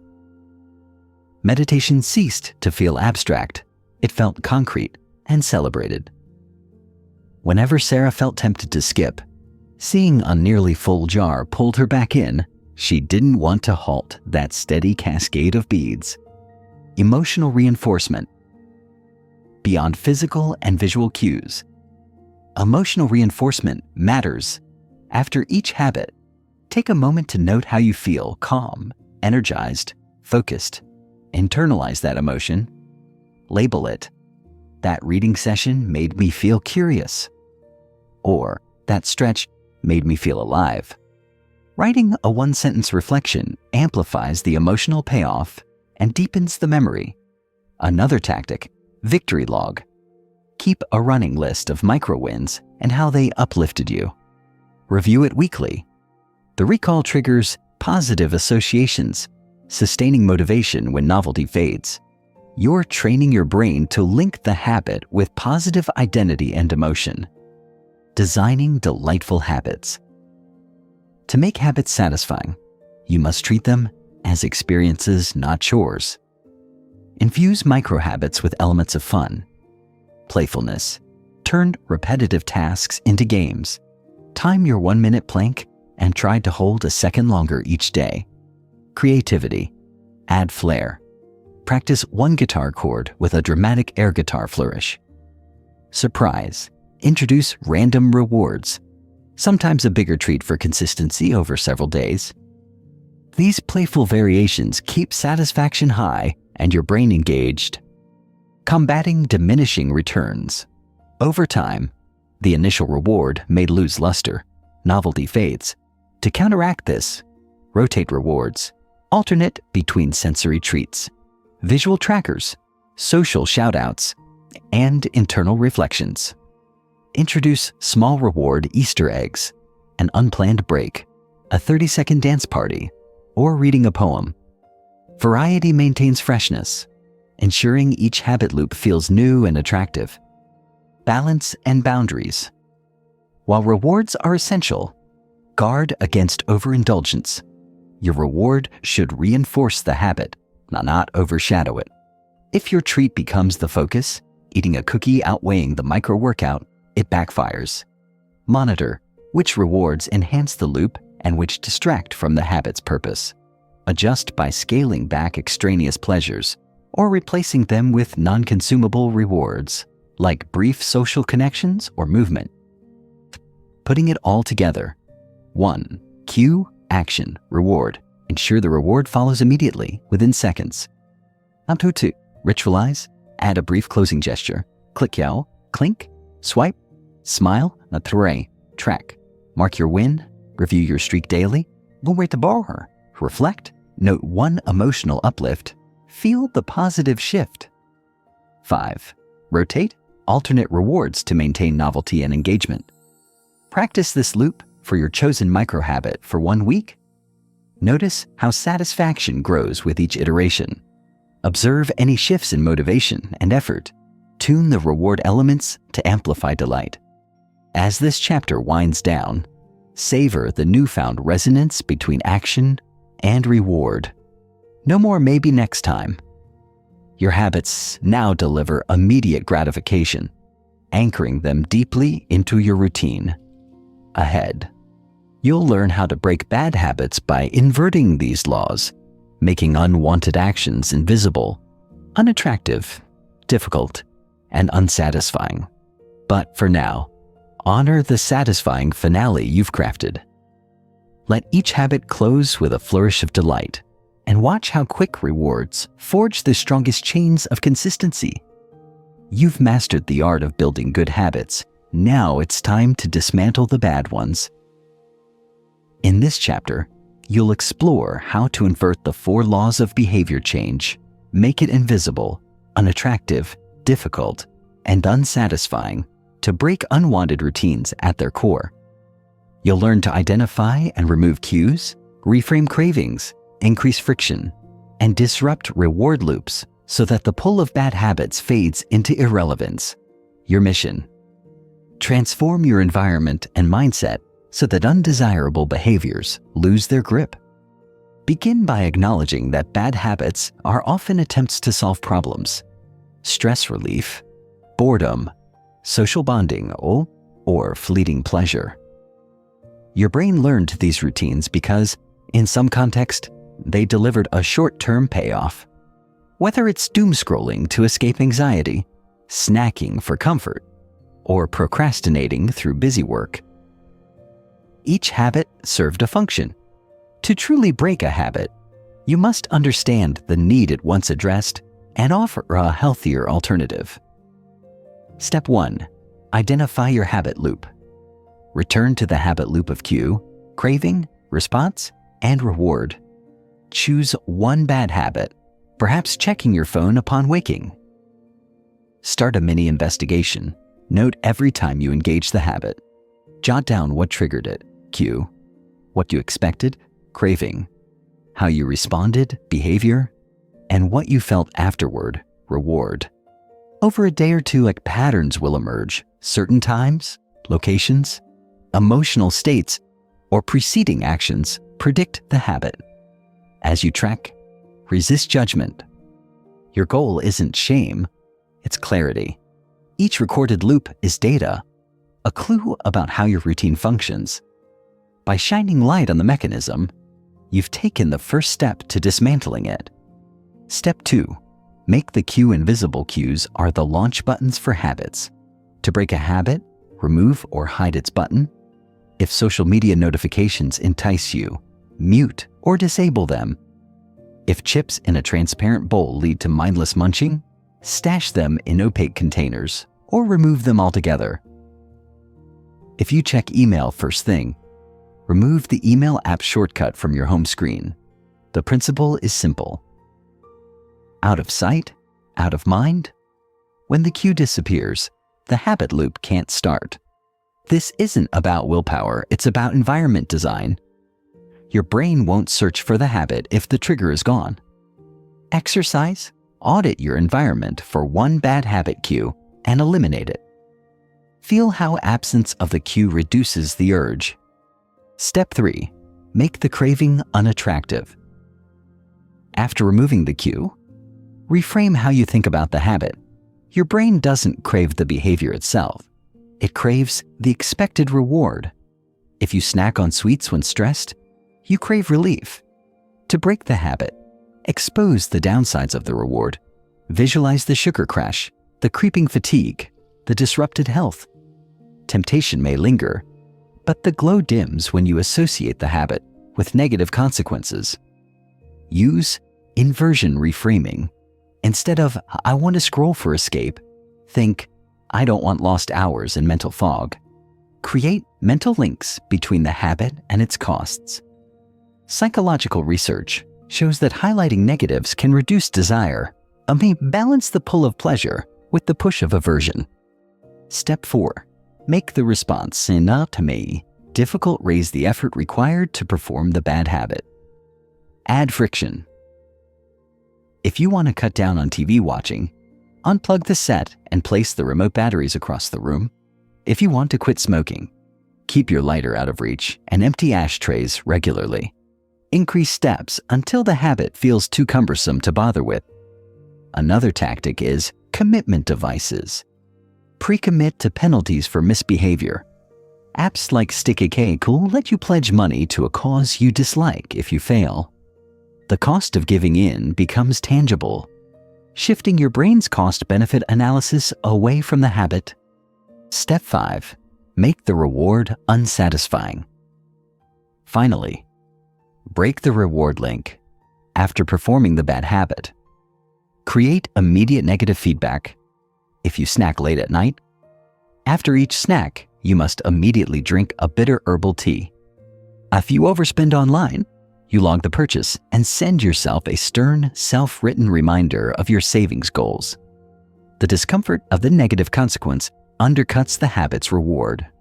Pairing immediate mild discomfort with the bad habit trains your brain to associate it with aversion. Over time, the old reward loses its luster, and the habit loop collapses. Step 6. Replace with a positive swap. Breaking a habit in isolation can leave a void, tempting relapse. Instead, replace the old routine with a healthier micro-habit that satisfies a similar craving. If you scrolled for social connection, swap in sending one heartfelt text or making a 30-second voice note. If you snacked for stress relief, swap in 5 deep breaths or 1 minute of stretching. By offering an alternative that meets the same emotional need, you redirect the craving into a positive loop. Ensure the replacement habit is easy. Apply the 2-minute rule, so it competes effectively against the old habit. Step 7. Track your progress. Use a break habit tracker to log each time you successfully resist or swap. Mark A for every success, and note A for slips. Over time, you'll see streaks of resistance grow. Celebrate each with a brief moment of pride. The visual record strengthens your resolve and provides tangible evidence of your capacity to change. Step 8. Embrace compassionate persistence. Slip-ups happen. When you fail, avoid self-flagellation. Treat setbacks as feedback. Examine what went wrong, adjust your environment or strategy, and try again. Persistence matters more than perfection. The only true failure is giving up. Your path to freedom from bad habits is paved with iterative improvements. Each attempt refines your approach. As this chapter concludes, you now possess the toolkit to dismantle unwanted routines. You can excise cues, reframe cravings, raise friction, and deflate rewards, all while offering positive replacements. The next chapter will show you how to stack fresh habits onto your new routines for seamless expansion. But for now, stand triumphant.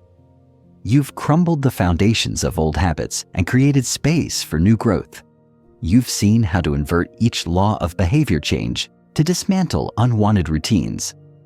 But breaking habits often requires deeper insight into the psychology that sustains them and strategies to maintain resolve over time. Let's deepen your toolkit with advanced techniques and real-world scenarios, all aimed at ensuring bad habits wither away completely. Leveraging implementation intentions. Implementation intentions are if-then plans that prepare your mind to act.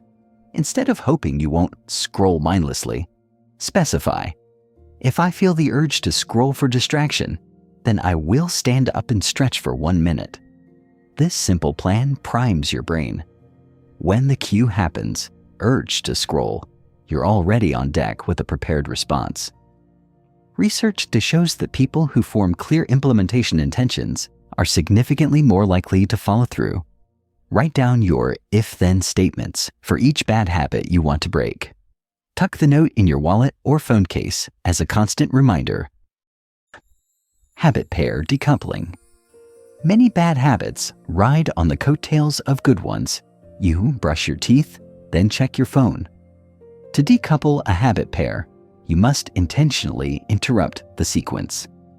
After brushing, instead of picking up your phone, place a notepad on the counter and write 1 line of gratitude. The new action both removes the old link and adds a positive habit in its place. Over time, the original pair loses its automatic pull because the sequence has been rewired.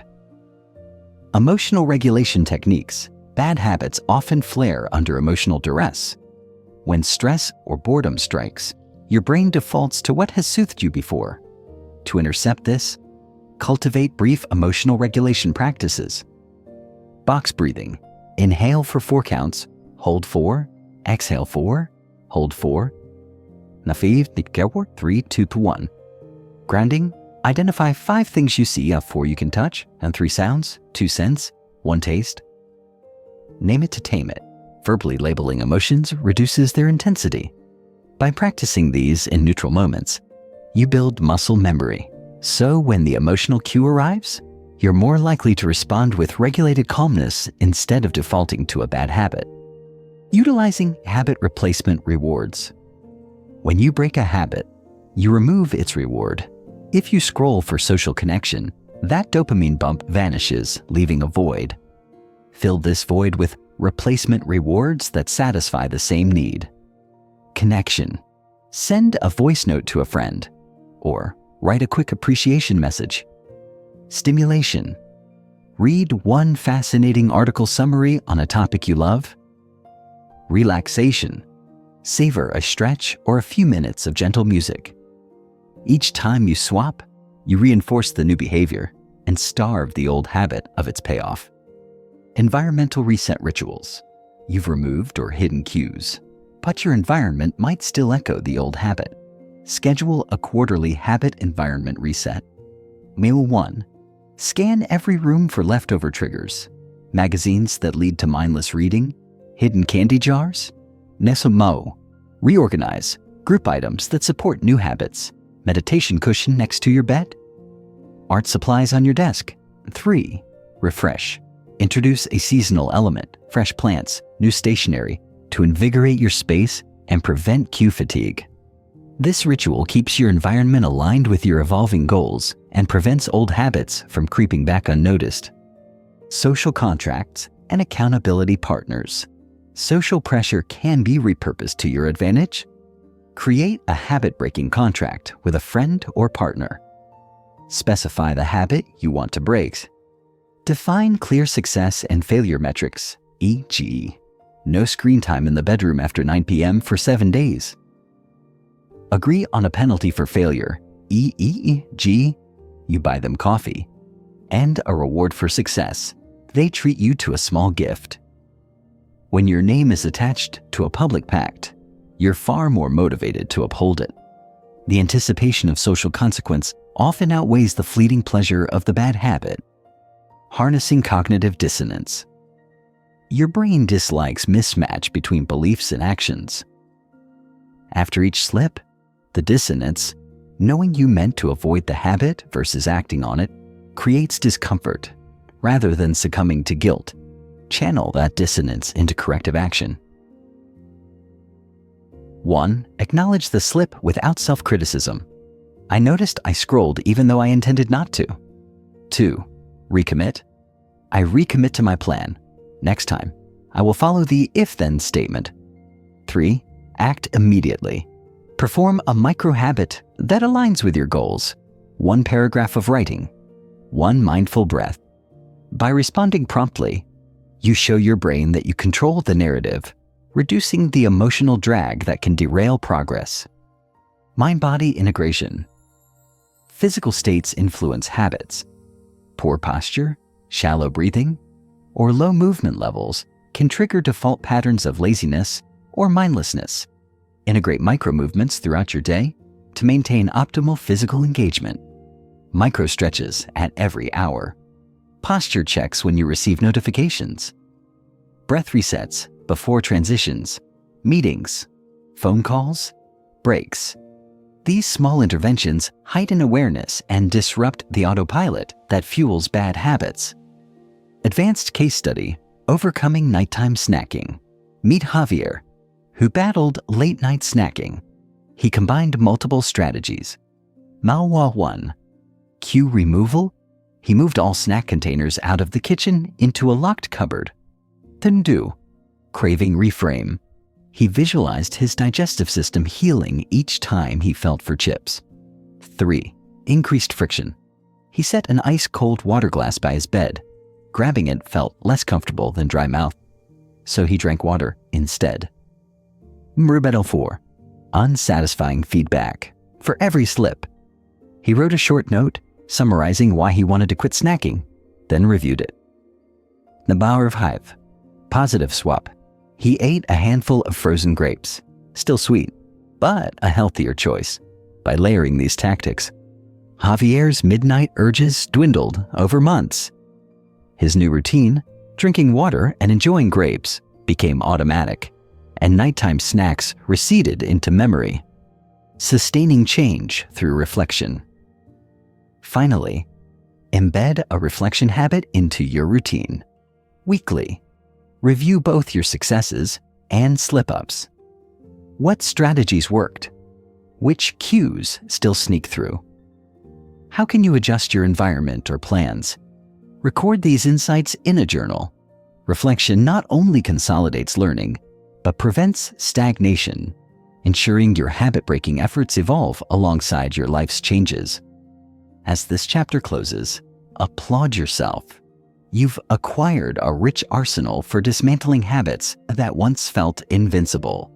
You can remove cues, reframe cravings, raise friction, and deflate rewards, all while replacing old loops with healthier alternatives.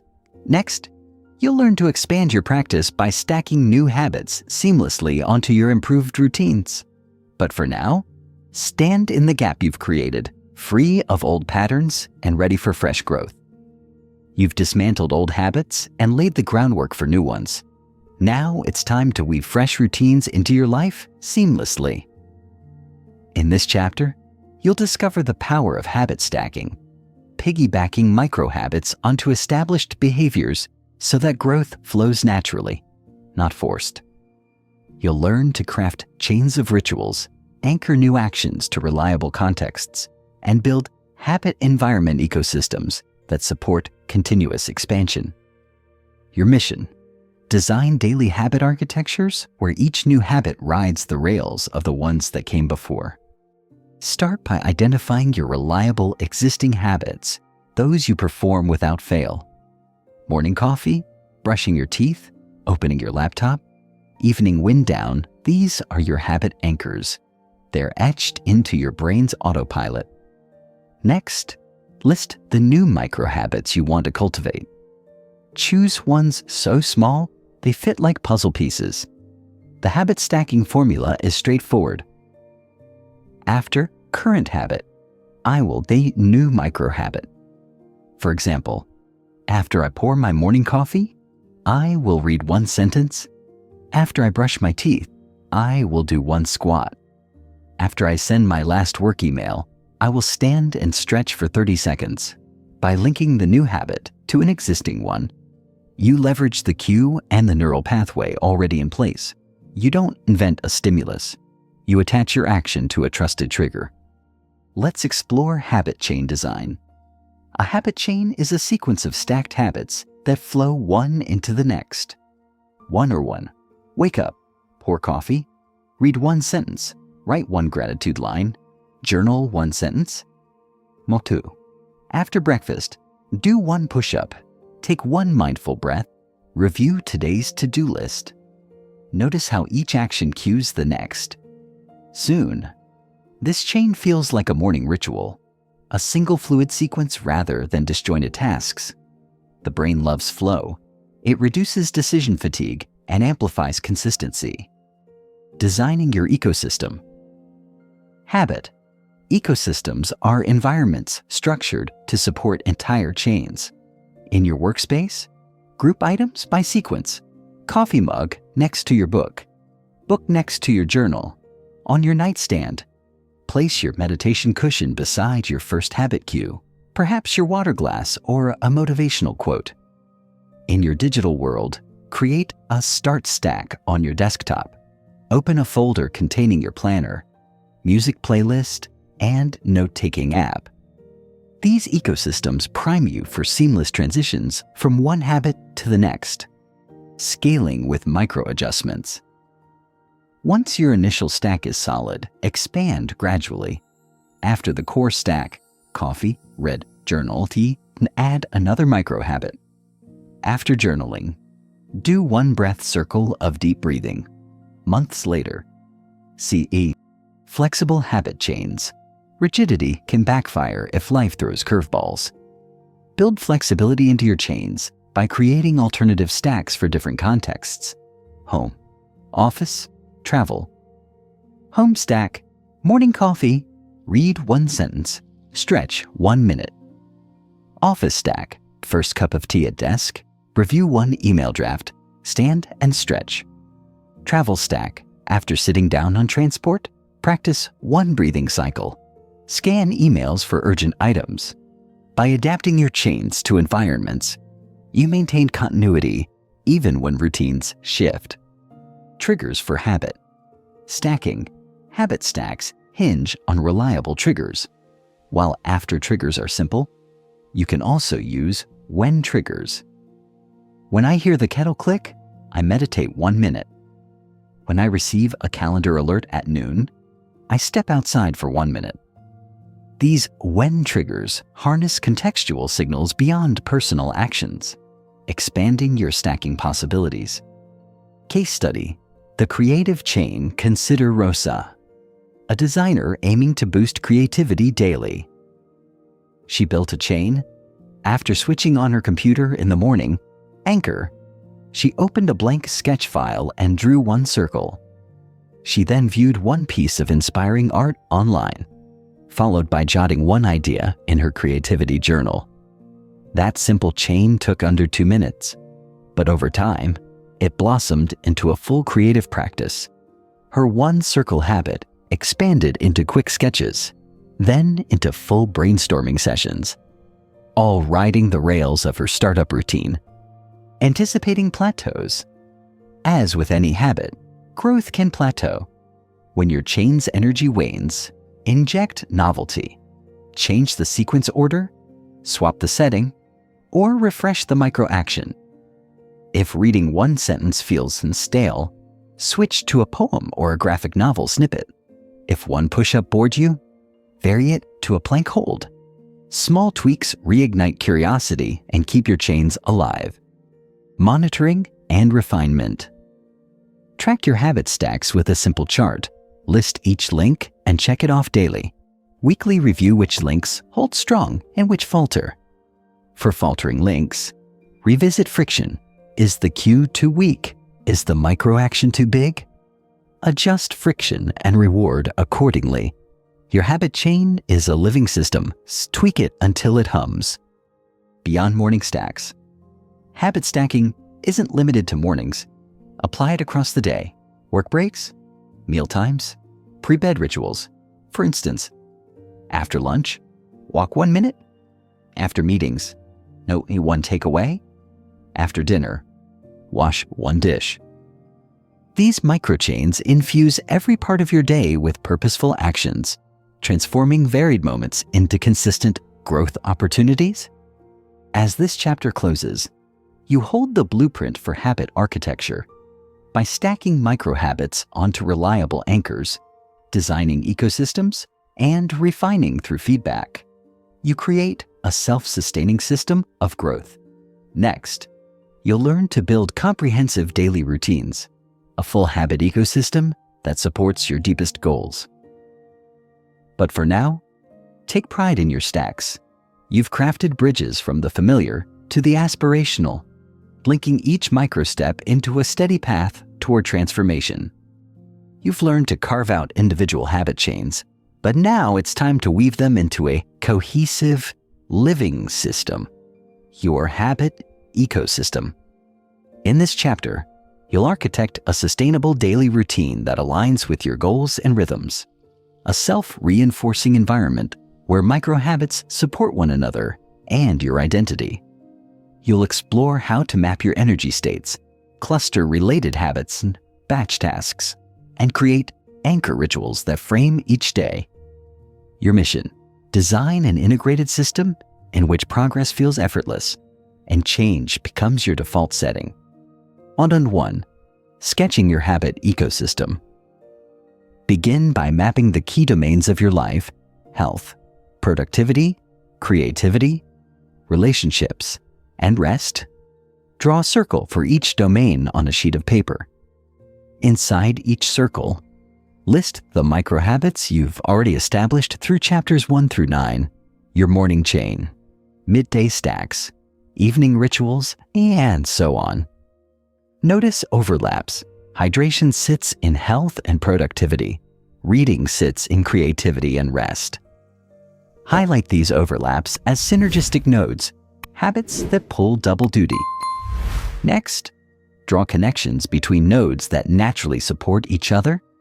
For instance, your 1-minute stretch after email links productivity to health. Your 1 sentence of journaling before bed links rest to creativity. These connections form the skeleton of your ecosystem. Your goal is to ensure every domain is interconnected, so habits cascade across areas and compound together. Tip 2. Aligning with energy rhythms. Your brain and body follow ultradian and circadian rhythms, natural ebbs and flows of energy and focus. Trying to meditate when you're groggy or write when you're fried creates friction. Instead, align habit clusters with your energy peaks. Morning peak, high alertness, tied toward creativity and focused work, writing, planning, problem solving. Midday dip, post-lunch slump, anchor health habits, short walks, hydration, light stretching. Afternoon resurgence, second wind, productivity tasks, emails, reviews, meetings. Evening wind down, lower arousal, restorative habits, journaling, reading, light movement, meditation. Chart your personal energy curve over a week. Note when you feel most and least alert. Then schedule your micro-habits and chains to match those peaks and troughs. This alignment reduces resistance and amplifies consistency. Your system works with biology, not against it. 3. clustering and batching. To optimize for flow, group similar microhabits into batches or clusters. Batching reduces setup friction. Similar contexts require similar cues. For example, creative batch. First thing, open sketchbook. Read inspiring art piece. Draw a line. Communication batch. Check emails. Send one appreciation message. Update team on progress. Movement batch. Standing stretch. 2 push-ups. 1 lap around the room. By clustering, you minimize context switching. Your brain can stay in creative mode or movement mode longer, reducing decision fatigue. Over time, you can expand clusters with additional microhabits as your system proves reliable. 4. Establishing anchor rituals. Anchor rituals mark the transitions between life segments. They're your mental gates. Morning ritual. Upon waking, drink water, stretch for a minute. State your top intention aloud. Then proceed to your morning habit chain. Work start ritual. Before the first task, arrange your desk. Silence distractions. Review your to-do microplan, 1-line list. Midday pause ritual. After lunch, stand. Take 3 deep breaths. Do a 1-minute hydration check. Work end ritual. Close your laptop. Note 1 accomplishment. Set the next day's micro goal, then switch off work mode. Evening ritual. Dim the lights. Journal 1 sentence. Read 1 page. Reflect on 1 thing you're grateful for. Each ritual uses a brief ceremony, placement of an object, lighting a candle, a spoken phrase, to signal your brain that a context shift is happening. This framing prevents bleed-through between domains and ensures each habit cluster runs in its proper container. 5. Automating and delegating. Your ecosystem thrives when manual decision-making is minimized. Lean into automation. Digital automation, recurring calendar events, habit tracker reminders, autofill forms, email filters. Service automation, meal kit subscriptions, automated savings transfers, home cleaning services. Delegation, outsource low-impact tasks that drain mental energy, grocery delivery, laundry pickup, simple errands. By automating logistics, you preserve willpower for the strategic execution of your habit ecosystem. Creative work, meaningful connections, deep rest. Dynamic scheduling and flexibility. Rigid schedules break when life intervenes. Instead, practice dynamic scheduling. Designate priority tiers for your habits. Mat 1, non-negotiable micro-habits, essential identity-based routines, i.e., 1 breath meditation after waking. 2. High-priority clusters, key drivers of your domains, e.e., creative batch, midday movement. 3. Optional boosters, supplementary microhabits when time allows, e.g., extra journal entries, advanced practice. Each day could review where your available time and energy, then slot in non-negotiables first, clusters next, boosters last. On busy days, at least accomplish your non-negotiables. On lighter days, expand into boosters. This flexible hierarchy keeps your ecosystem resilient to shocks. 7. Monitoring system health.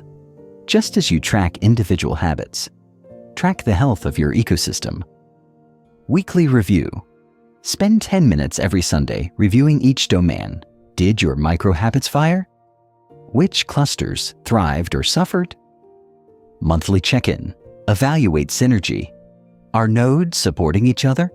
Are any domains neglected? Quarterly reset. Refresh one area. Introduce a novel habit. Update your environment. Recalibrate energy alignment. Use a simple dashboard. A spreadsheet with domains on rows and weeks on columns. Color code performance.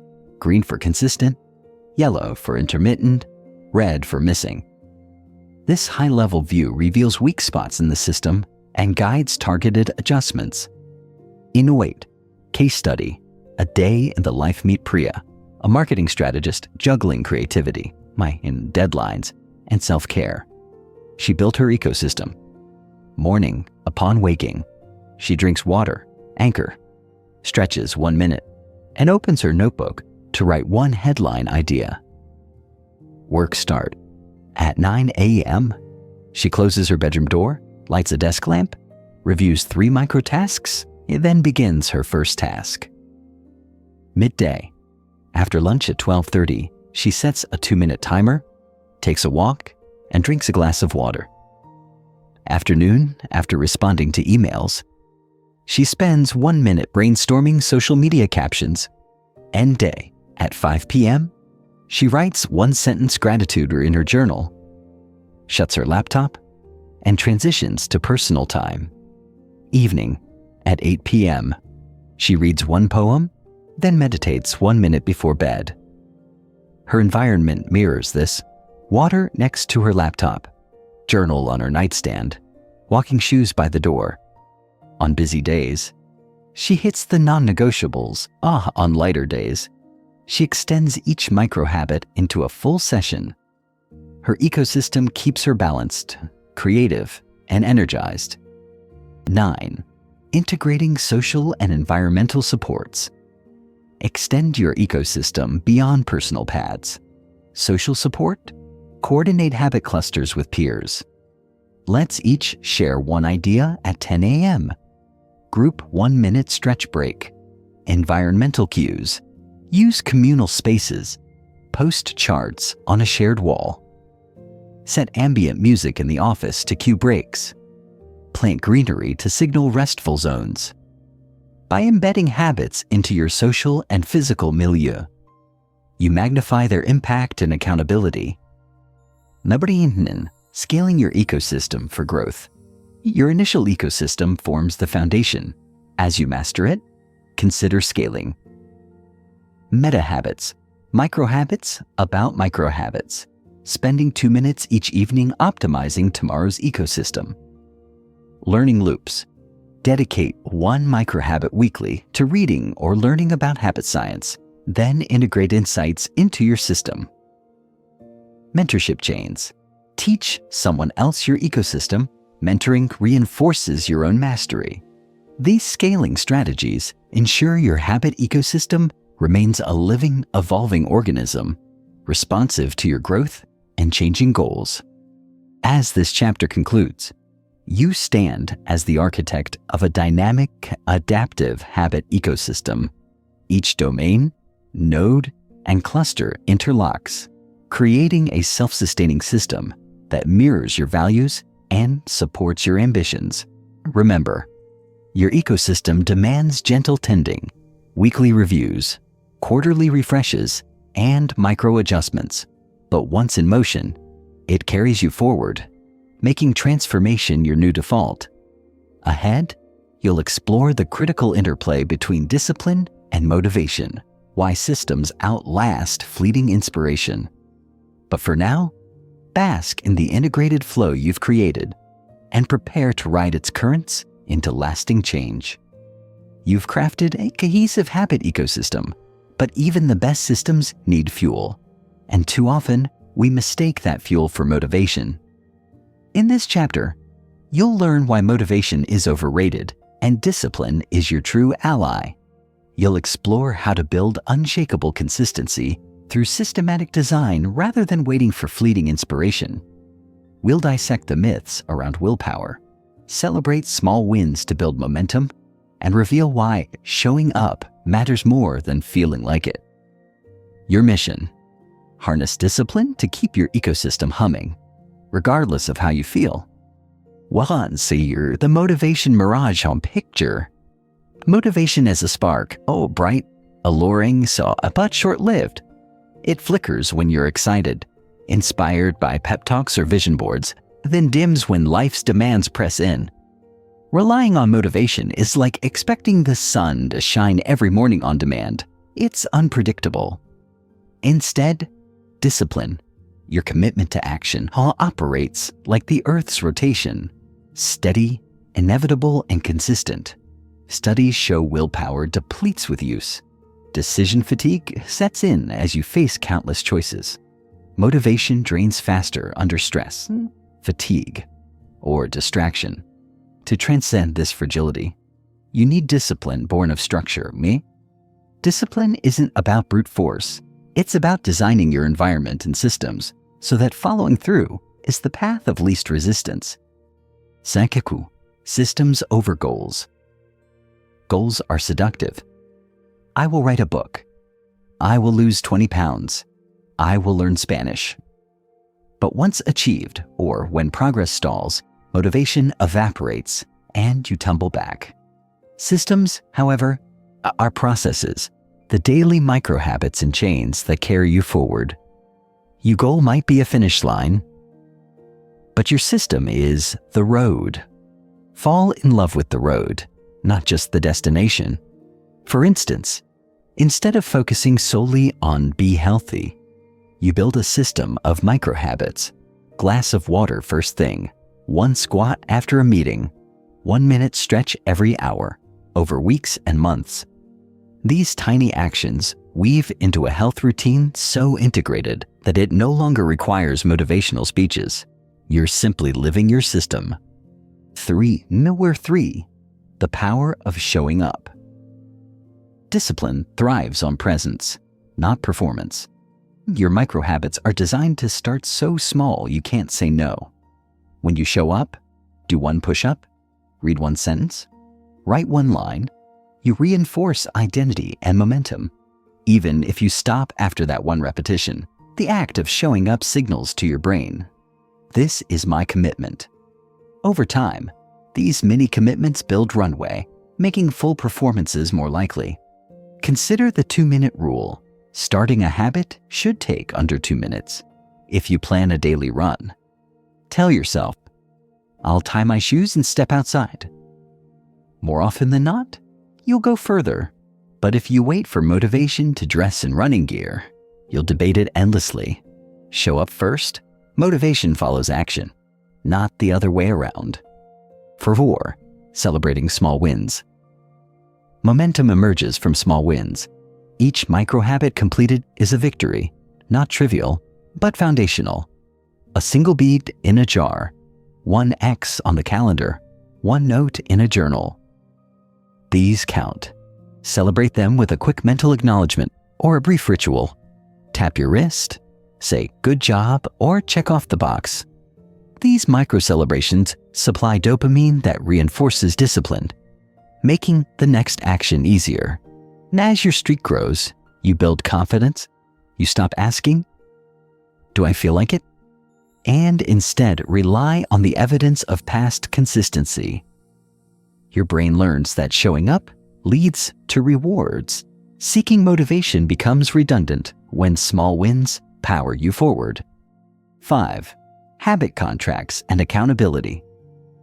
To fortify discipline, externalize commitment. Habit contracts, written agreements with yourself or a partner, add stakes to your practice.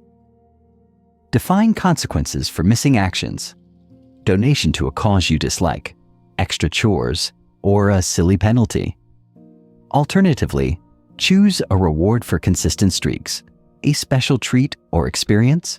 When discipline wavers, the cost of failure or the lure of reward nudges you to honor your commitment. Accountability partners amplify this effect. Share your daily micro-habit plan with someone who checks in. Their questions: did you do 1 sentence today? Keep you honest. Social obligation spurs discipline when internal drive flickers. You're not alone. You're in a pact. 6. Designing for discipline. Discipline-friendly design overlaps with friction reduction and cue clarity, but goes further. Minimize friction on non-negotiables. Then build slight friction into optional or harmful behaviors. Your non-negotiable micro-habits, identity-based rituals, should be virtually effortless to start. All other actions can require more effort. Logging out of social apps, moving distracting objects out of reach. Imagine a museum where the path to the exit is scattered with obstacles, while the path to the exhibit is carpeted smooth. You'll naturally head toward the exhibit.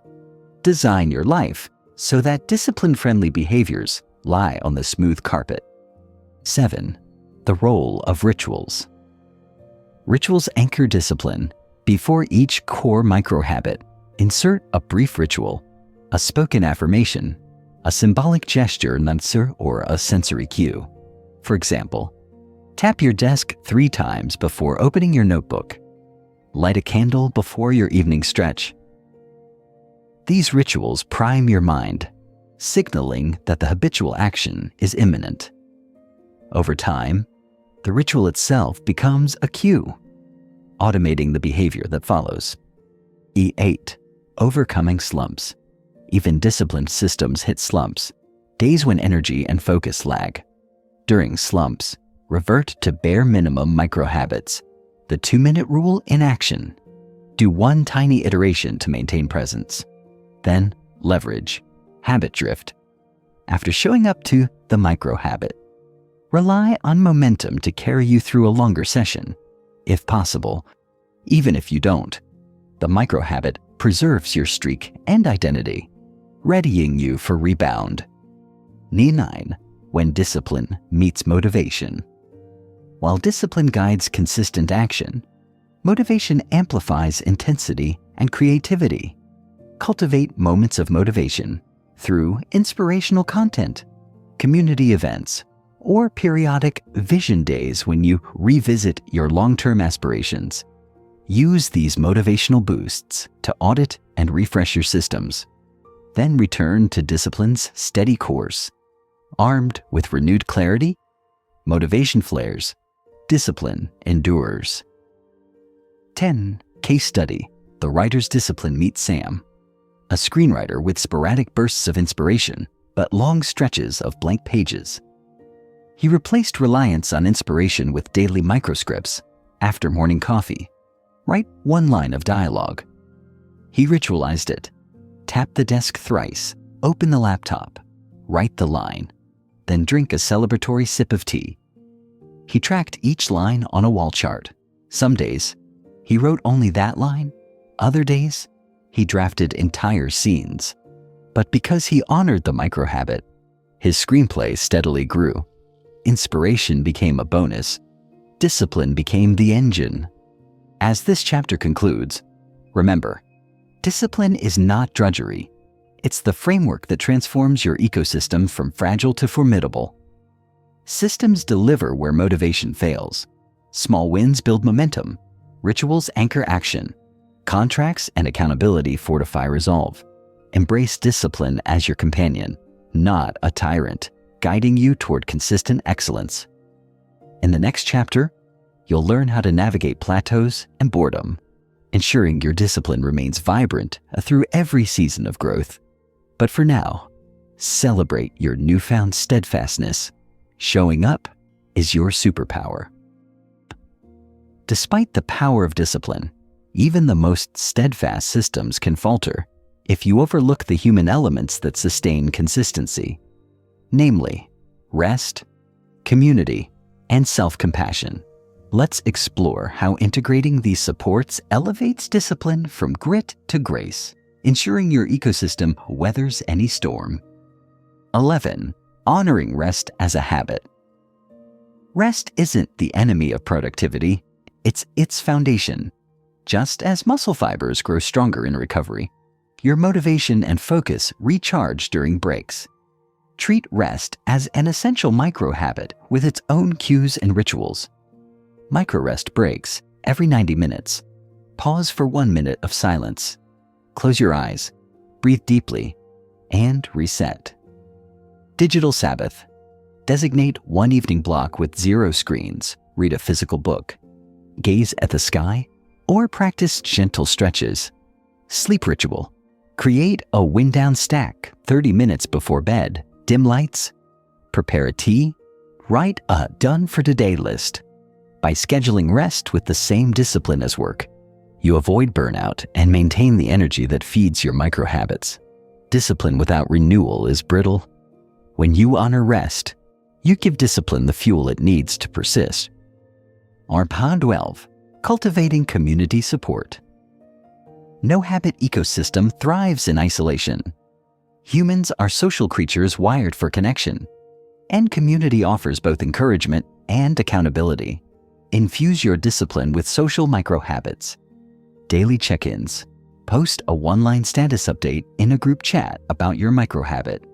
1 squat done. Buddy reminders.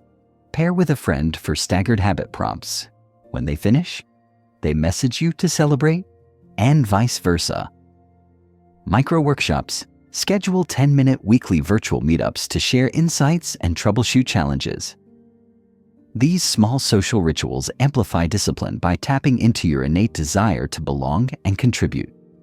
When you know someone is cheering for you, showing up feels less like a chore and more like a shared endeavor. 13. Self-compassion as a reinforcement.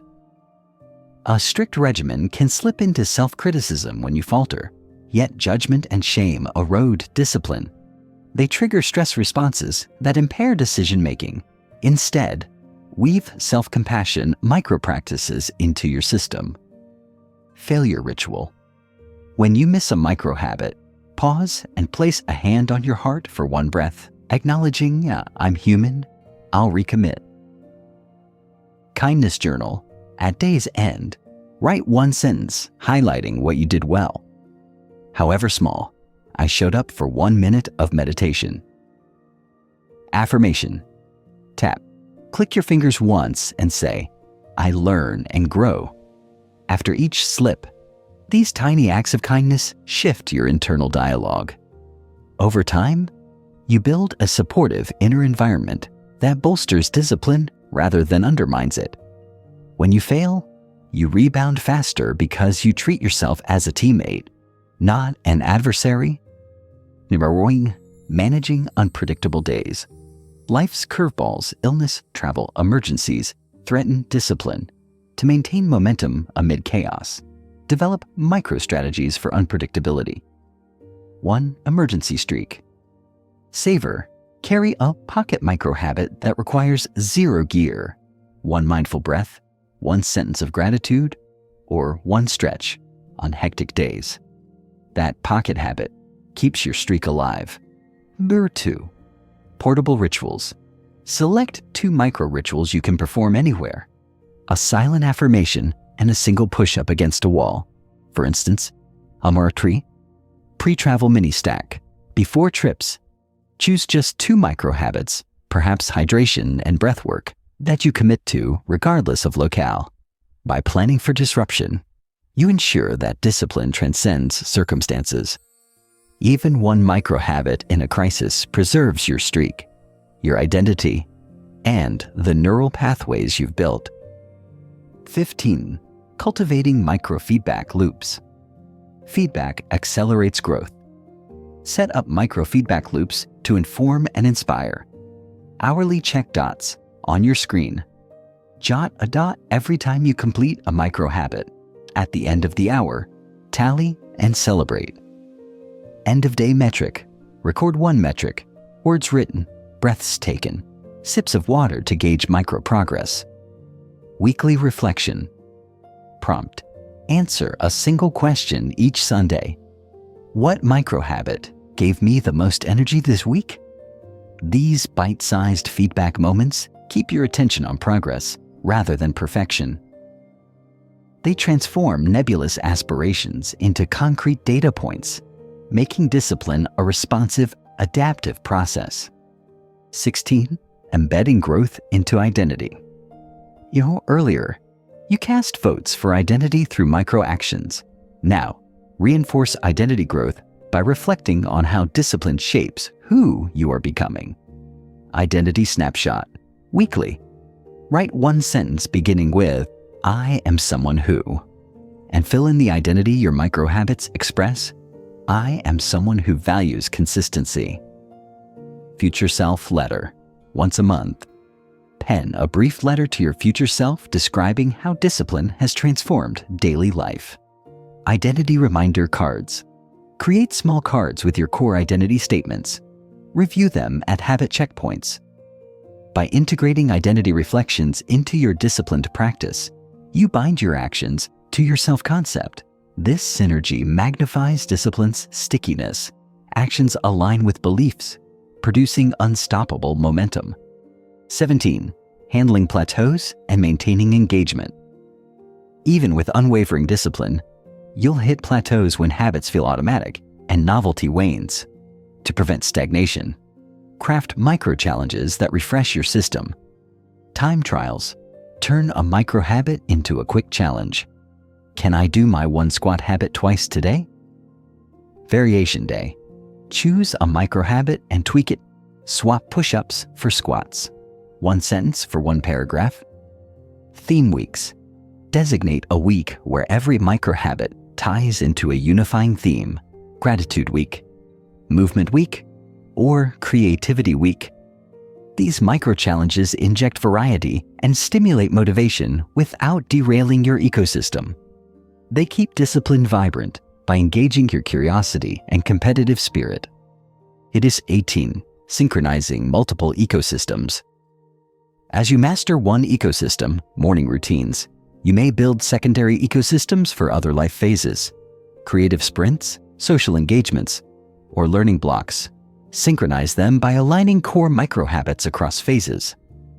Core habit: 1 minute breathing before any transition. Mornings, work starts, pre-meal, evening. Meta-cue: a unique sound or jingle that signals micro-habit time across all contexts. Consistent reward: a silent fist pump or internal affirmation that follows every micro-habit, regardless of time or place. By unifying elements, you reduce cognitive load and reinforce discipline across diverse domains. Your brain recognizes the pattern, and discipline becomes a universal current in your life. 19. Celebrating long-term consistency. Discipline shines brightest over months and years. Celebrate milestones with micro-rituals. Monthly medal: for every 30 consecutive days of a micro-habit, display a small token, perhaps a coin or sticker, on your dashboard. Quarterly ceremony: every 3 months. Take 5 minutes to review progress, share wins with a friend, and set new micro-targets. Annual reflection retreat: dedicate an hour at year's end to reflect on your discipline journey. Write down lessons, adjust your ecosystem, and visualize the next year's path. These ceremonies honor the longevity of your effort, anchoring discipline in ritualized celebration and reinforcing your identity as someone who perseveres. 20. The harmony of discipline and joy. At the heart of discipline is not deprivation but harmony, the balance between effort and enjoyment, structure and spontaneity. As you weave discipline into your ecosystem, ensure you infuse joy. Micro delights: integrate small pleasures, favorite music, comforting textures, uplifting quotes into your micro habits. Curiosity: sparks: periodically ask, how can I make this habit more playful? Gratitude moments: end micro habit chains with a quick note of thanks. Thank you, me, for showing up. When discipline and joy dance together, your ecosystem transcends obligation and blossoms into a fulfilling lifestyle. Showing up becomes not just an act of will, but an expression of love for yourself and for the life you're building. As this chapter closes, recognize the profound shift you've made. Discipline is no longer a fleeting resource, but a constant companion, steady, reliable, and kind. You've learned to fuel it with rest, community, feedback, and joy, ensuring your ecosystem stands resilient through every season. Ahead, you'll tackle plateaus, boredom, and the Goldilocks zone in Chapter 12, continuing your journey of meaningful, sustained growth. But for now, lean into the strength you've cultivated and savor the grace of disciplined living. You've built an unbreakable foundation of micro-habits: identity, cues, attraction, ease, satisfaction, discipline, and ecosystem design. Yet even the most finely tuned systems can stall. Plateaus and boredom are inevitable sightlines on the path of transformation. In this chapter, you'll explore how to navigate these plateaus, sustain engagement, and adjust challenge levels to keep your growth in the Goldilocks zone of just right difficulty. Your mission: turn stagnation into opportunity, ensuring every season of habit building feels fresh, purposeful, and forward-moving. Each one recognizing the plateaus often creep in quietly. One day you notice your micro-habit feels automatic, but enthusiasm is gone. Progress metrics flatten, streaks continue, yet momentum wanes. Rather than blaming yourself, view plateaus as signals, evidence that your system is working so well it's become routine. The neural pathways are solid, but the novelty circuit needs rekindling. Recognizing the plateau as a normal phase prevents frustration and sets the stage for strategic adjustments. Inyek or 2, the Goldilocks zone of challenge. Human engagement thrives when tasks are neither too easy nor too hard. If your micro-habit feels trivial, curiosity and motivation slip. If it's too demanding, resistance spikes. The Goldilocks zone sits between comfort zone and overwhelm. To find it, adjust the habit's scope. Up the challenge. Double your 1-minute stretch to 2, or increase 1 sentence to 1 paragraph. Down the challenge. If 2 minutes stalls you, revert to a 30-second version. Experiment with slight adjustments until you feel that sweet spot. Your mind engages, your body cooperates, and the tiny victory still feels attainable. For 3, boredom as a signal for growth. Boredom isn't the enemy, it's a compass pointing towards stagnation. When you feel, "I've done this 1,000 times, it's time to innovate," ask, "How can I spice this up?" Ideas, variation, change the environment, stretch in a park instead of the living room. Context, shift, move your reading habit from morning to lunchtime. Pairing, add a new element, practice push-ups while listening to a favorite podcast.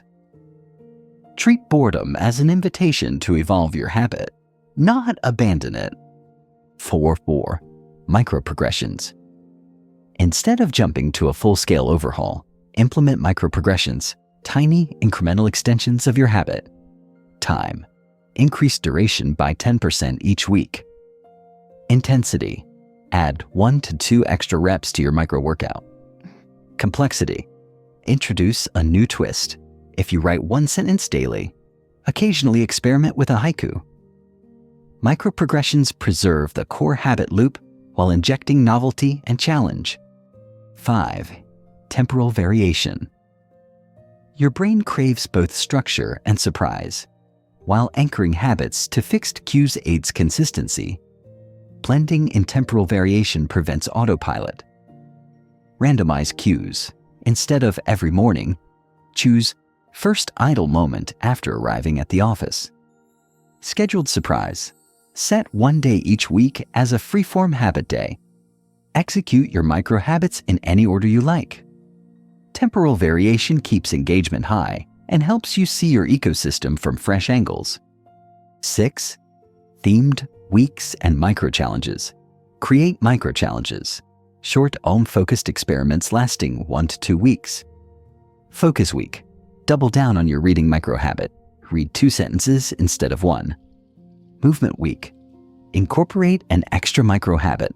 1 desk stretch every 30 minutes. Gratitude week. Add a second sentence to your morning gratitude diary.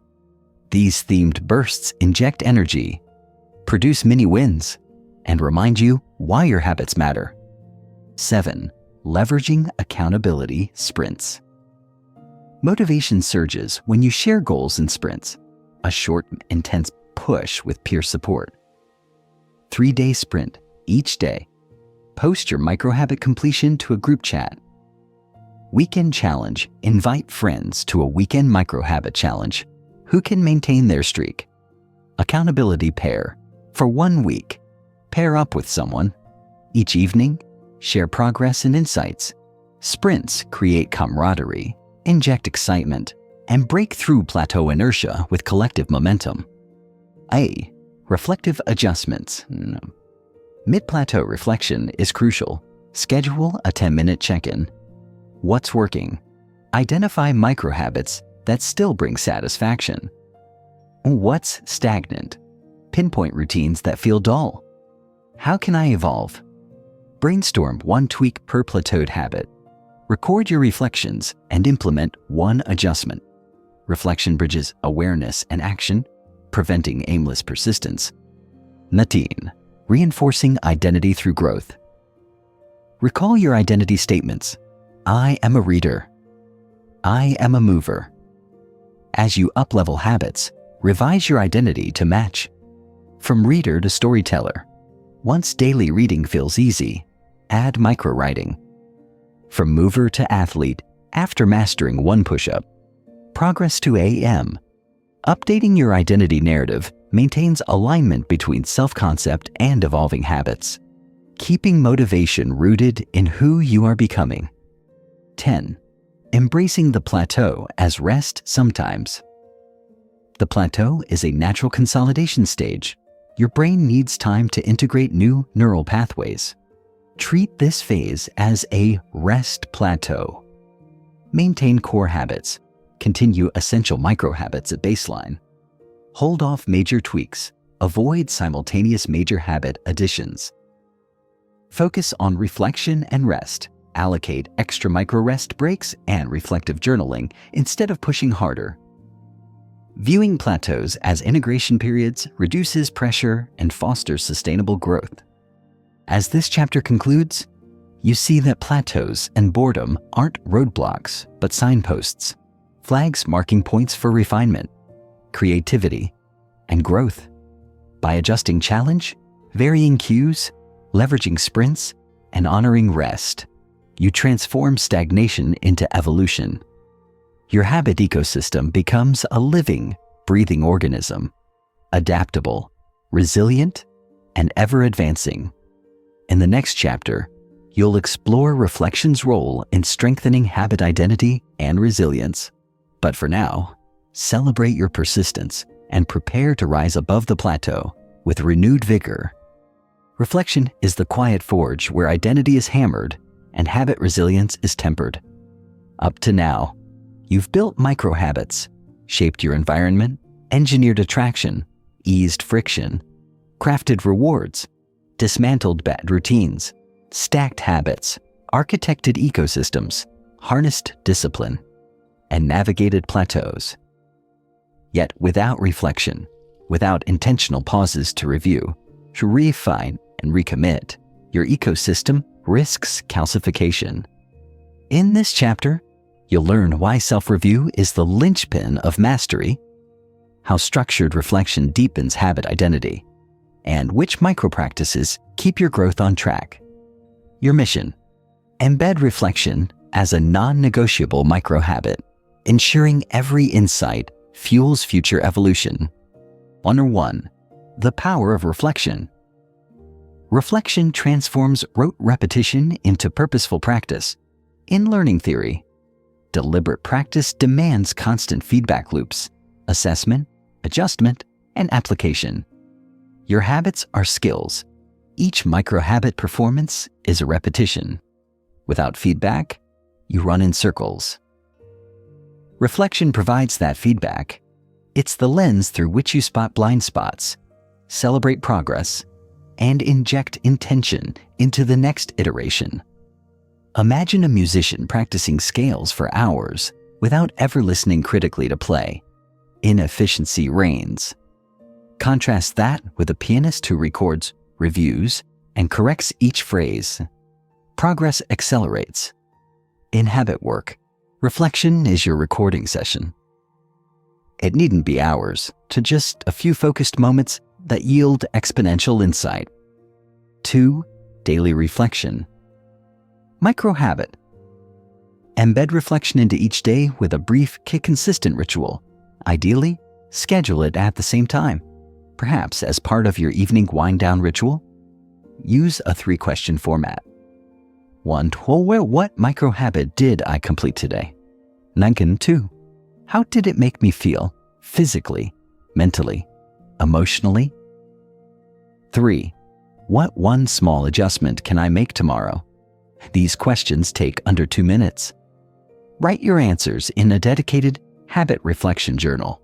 Even 1 bullet per question suffices. Over weeks, your journal becomes a roadmap of evolving experiences, triumphs, and challenges. You'll spot patterns. Which habits spark joy? Which cues fizzle? Which rewards lose potency? With each reflection, you transform data into decisions. 3. The weekly review beyond daily micro-reflection. Schedule a slightly longer weekly review, 5 to 10 minutes on a consistent day. Structure it around these prompts. Streak. Summary. How many days did I maintain each micro-habit? Mark each habit streak in a simple chart. Success. Highlight. What was my biggest micro-win or breakthrough? Challenge. Note which habit lagged and why. What cues or friction emerged? Adjustment plan for the struggling habit. What tweak will I implement? E.g. change cue, simplify response, amplify reward. Future focus. Which habit will I elevate, increase duration, intensity, or complexity? By end of the weekly review, you'll have a clear, actionable plan for the next week. Reflection shifts you from autopilot to active architect of your ecosystem.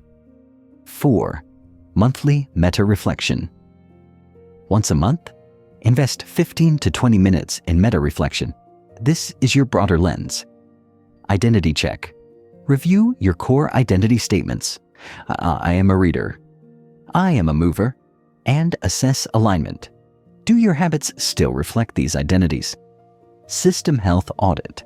Are any domains neglected? Health, creativity, relationships. Are clusters balanced or skewed? Ecosystem evolution. Which new micro-habit could enrich your system? What old habit should retire or be reconfigured? Resource alignment. Does your environment, tools, and calendar still support your ecosystem? What adjustments are needed? These deeper reflections ensure your habit ecosystem remains congruent with evolving goals and life contexts. You catch drift before it becomes derailment. 5. Tools for reflection. Reflection thrives with simple tools. Physical journal. A small notebook with pre-printed prompts saves time and mental energy. Digital note app. Use a template in your favorite note-taking app for daily, weekly, and monthly reviews. Voice memos. If you prefer speaking, record short voice journals and transcribe key insights later. Habit tracker apps.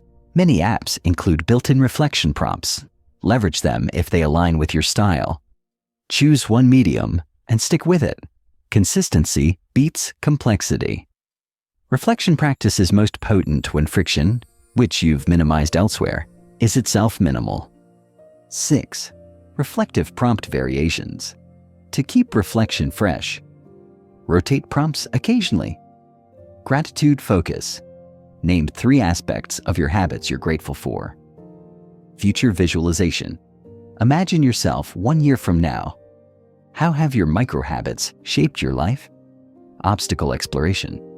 Identify the biggest barrier you faced this period and brainstorm 3 solutions. Learning synthesis. What was the main lesson from the past week's readings, podcasts, or conversations? How can you apply it in microform? These variations prevent reflection from becoming rote and invite creativity and gratitude into your process. 7. Social reflection rituals. Reflection can be private, but sharing insights amplifies learning. Consider microsocial rituals. Reflection. Buddy. Pair with a friend for a weekly 5-minute call to exchange 3 key insights each. Group share. In a small accountability group, each person posts 1 reflection insight every Sunday. Partner debrief. After a month, sit with a partner and review each other's monthly meta-reflections. Offer questions, celebrate wins, suggest refinements. Social reflection adds diverse perspectives, fosters shared accountability, and deepens connections around growth. 88. Leveraging reflection for resilience. Reflection not only informs habit adjustments, but builds resilience. By reviewing your response to setbacks, examining triggers, emotional responses, and choices, you become adept at bouncing back. Reflection turns failures into data, diffusing shame and strengthening your commitment. When you see that a slip is merely a blip in a broader trend of progress, you sustain morale and avoid giving in to all or nothing thinking. 9. Case study. The reflective learner. Alec, a lifelong learner, wanted to integrate microstudying into his routine. He started with 1 vocabulary flashcard per day. After a week, he noticed low retention. During a weekly review, he realized he studied at night when drowsy. He moved his microhabit to morning right after coffee. Retention soared. Over months, Alex expanded to 3 flashcards, then 5, each adjustment guided by reflection. Reflection was his compass, steering micro-experiments that compounded into fluency. Imbako 10. Reflection and identity reinforcement. Reflection bridges habit, performance, and identity. Each morning, include an identity prompt. I am becoming someone who. Then cite a concrete microhabit example. If you journal 1 sentence, write, I am becoming someone who reflects daily. This explicit connection embeds your identity in each reflection, strengthening the self-concept that powers your ecosystem. While 11. Integrating reflection into habit chains. Incorporate reflection as the final link in your habit chains. For example, after evening journaling, do 1-minute reflection prompting those 3 daily questions. After weekly planning session, spend 2 minutes meta-reflecting on system health. After monthly ecosystem audit, record 1 identity update. By embedding reflection into your stacks and rituals, you ensure it never gets skipped, making reflection as automatic as any other microhabit. 12. The reflective growth mindset. A growth mindset thrives on reflection. You see abilities as improvable through effort and feedback. Reflection practice ingrains this mindset. When you note, I struggled with microstretch today, you add, I will adjust IQ placement rather than, I'm a failure. This reframing fosters curiosity, experimentation, and continuous improvement. 13. Mindful reflection techniques. Blend mindfulness with reflection for deeper insights. Begin your reflection journal with 1 minute of silent awareness. Notice body sensations, emotions, and thoughts without judgment. Then let your pen flow onto the page. This mindful entry clears mental clutter, allowing richer data to emerge. Over time, you cultivate both awareness and analytical clarity. 14. Reflection as ritual. Celebrate reflection itself as a ritual. Light a candle, play a brief calming chime, or brew a special tea only during reflection moments. These sensory elements signal the brain that it's time for deep thought, enhancing focus and reverence for the practice. Ritual elevates reflection from a task to a sacred pause. 15. Reflection and long-term vision. Reflection connects present habits to long-term vision. Quarterly, use reflection to revisit your overarching aspirations, health, creativity, relationships, and impact. Ask, how are my current microhabits moving me toward that vision?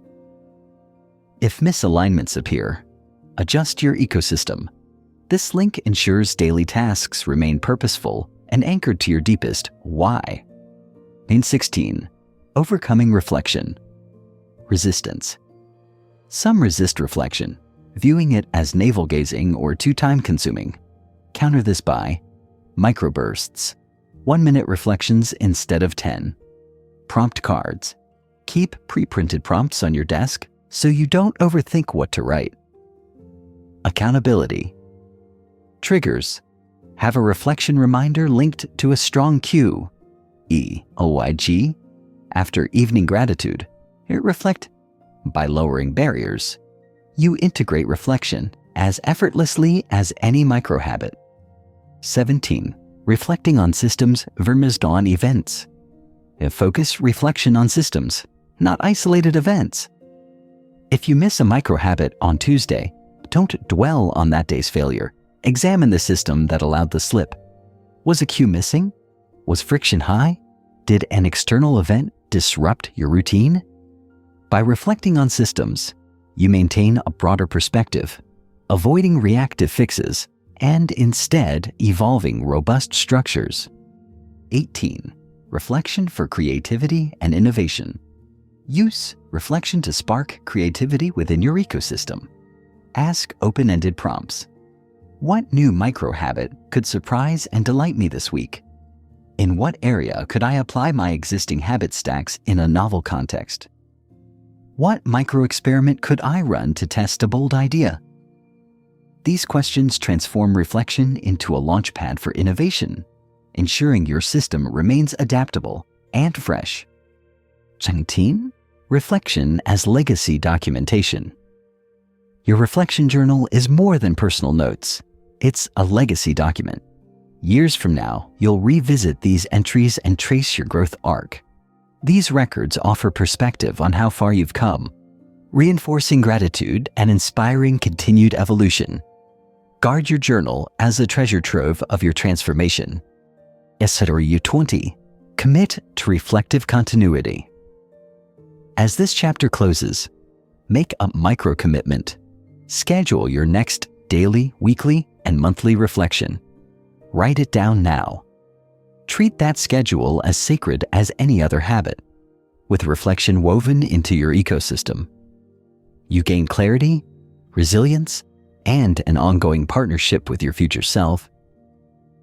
Your habits will no longer drift. They'll evolve with intention, insight, and unshakable purpose. You've reflected deeply and refined your microhabits. Now you stand at the threshold of the future you're creating.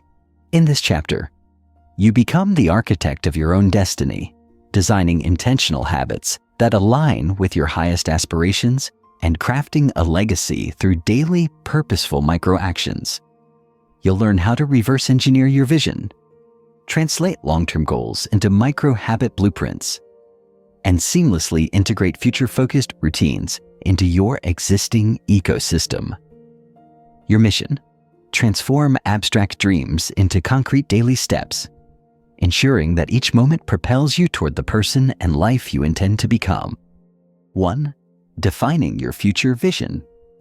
Begin by envisioning the person you want to be in 1 year, 5 years, 10 years. Close your eyes and paint vivid details.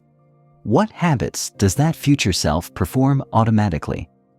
How do you feel upon waking? What environments surround you? What relationships and contributions define your days? Write a concise vision statement.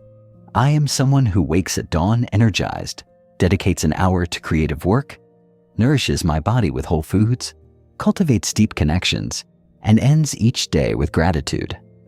This statement becomes your guiding North Star. 2.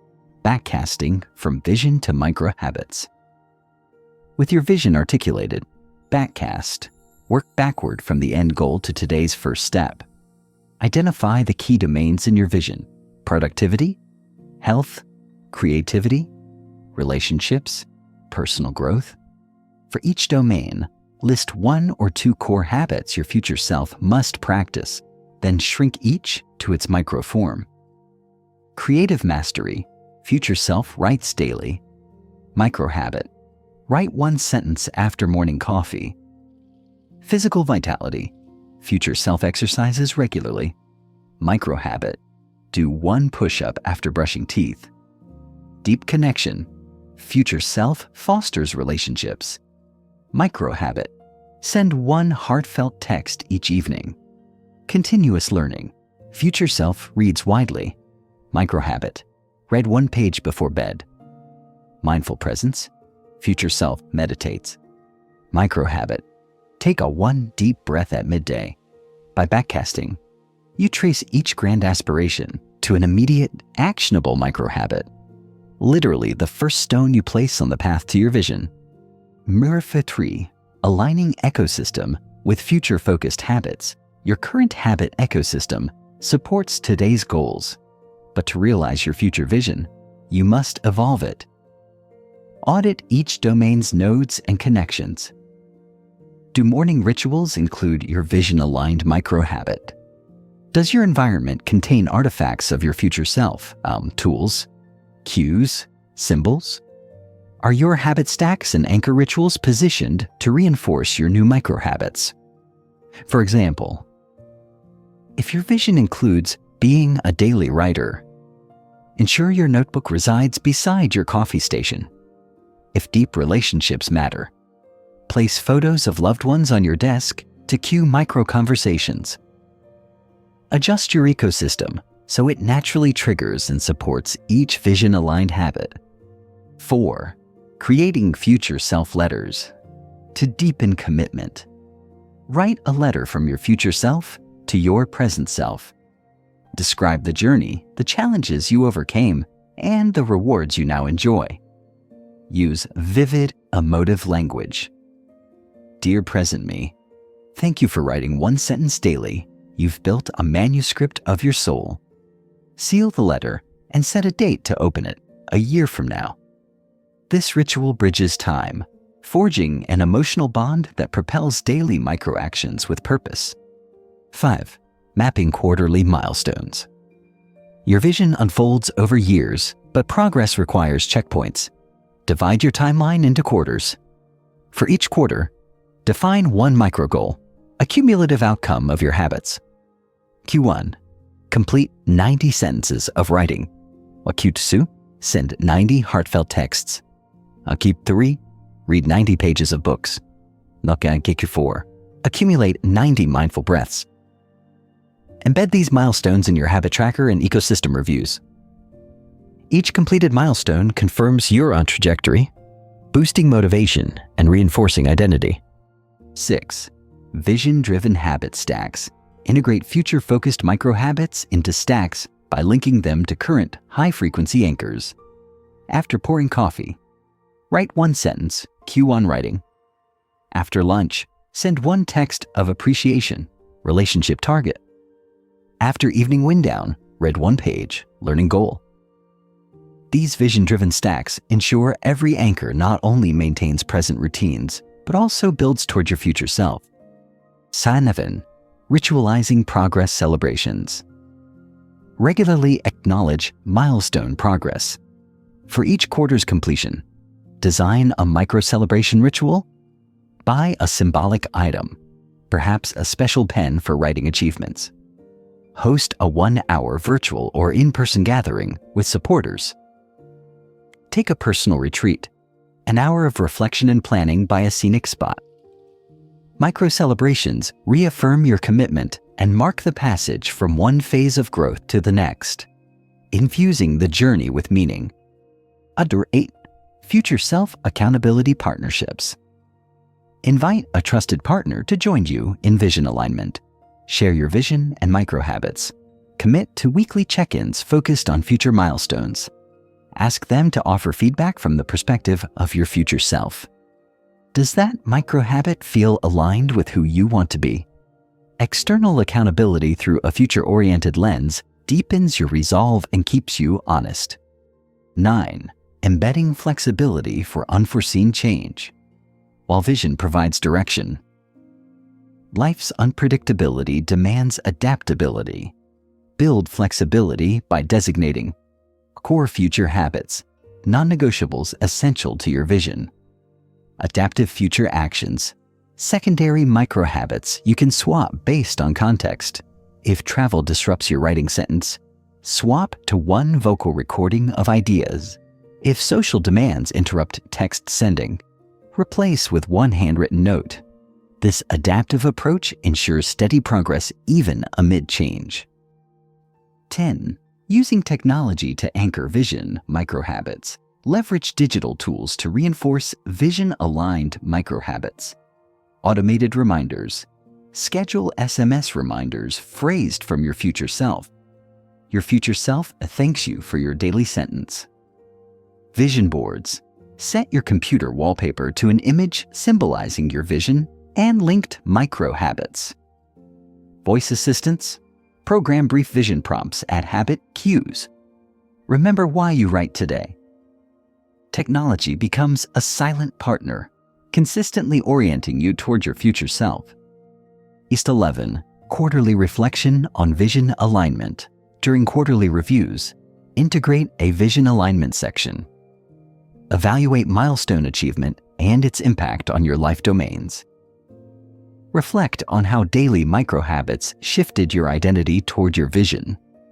Adjust micro-habits or introduce new ones based on emerging insights and evolving aspirations.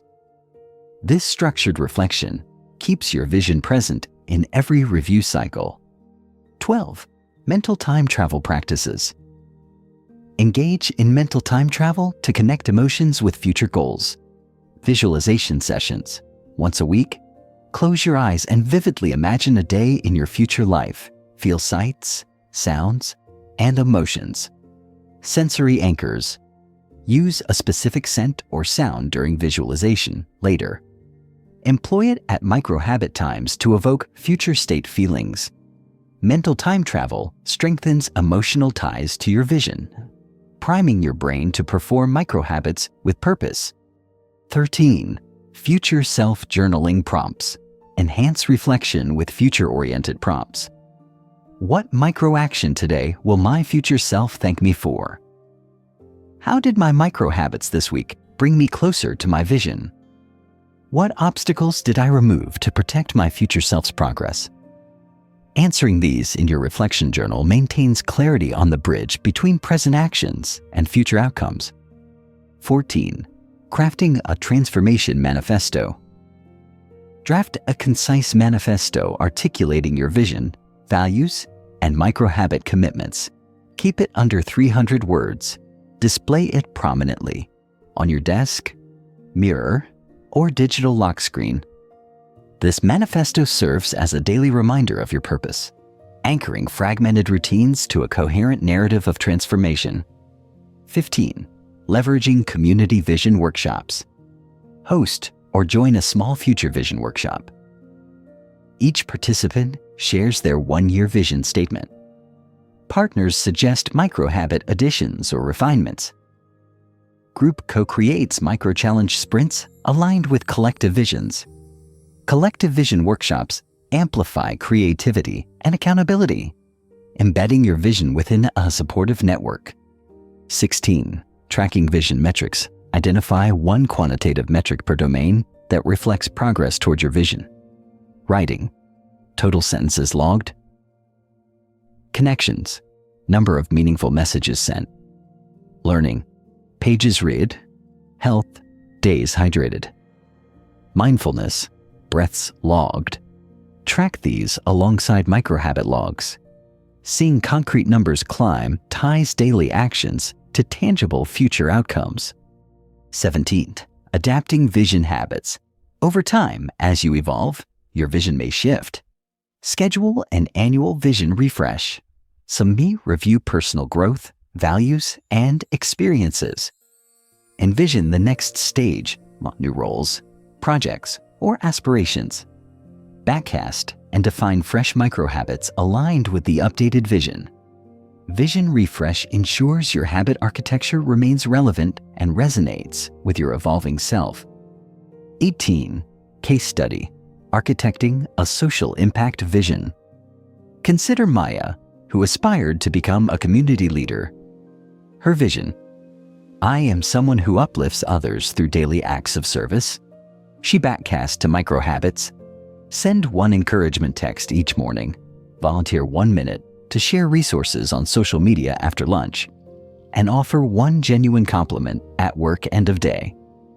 She integrated these into her ecosystem and tracked metrics: texts sent, resources shared, compliments given.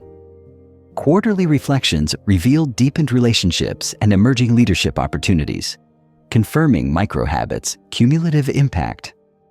19. Future self-celebration ritual design. a culminating ritual to celebrate embodying your vision. Annual ceremony. Gather friends and family to share your journey and micro-habit milestones. Symbolic token.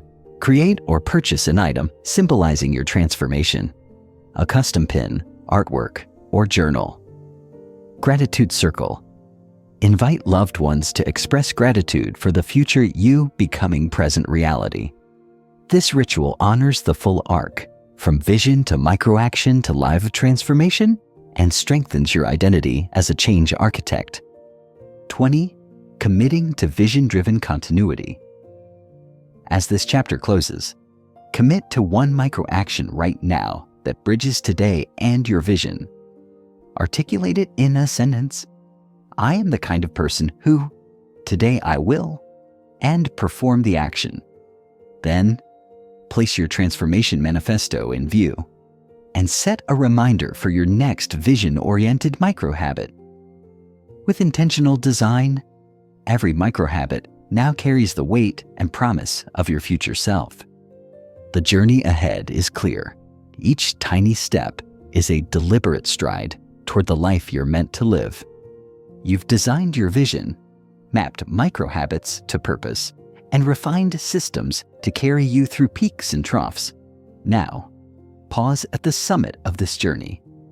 Transformation itself is not a moment, but a lifelong practice.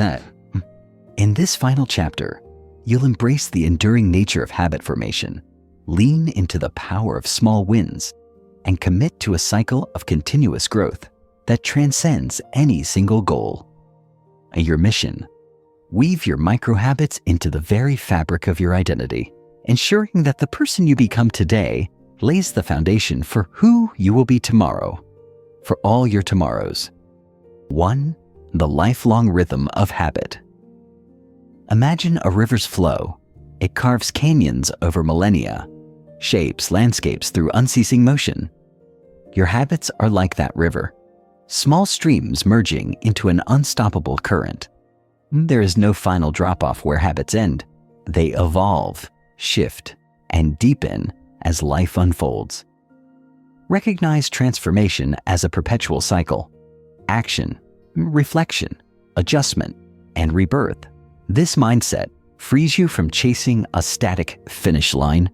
Instead, you embrace a rhythm, daily micro-actions that ripple outward into seasons, years, and decades.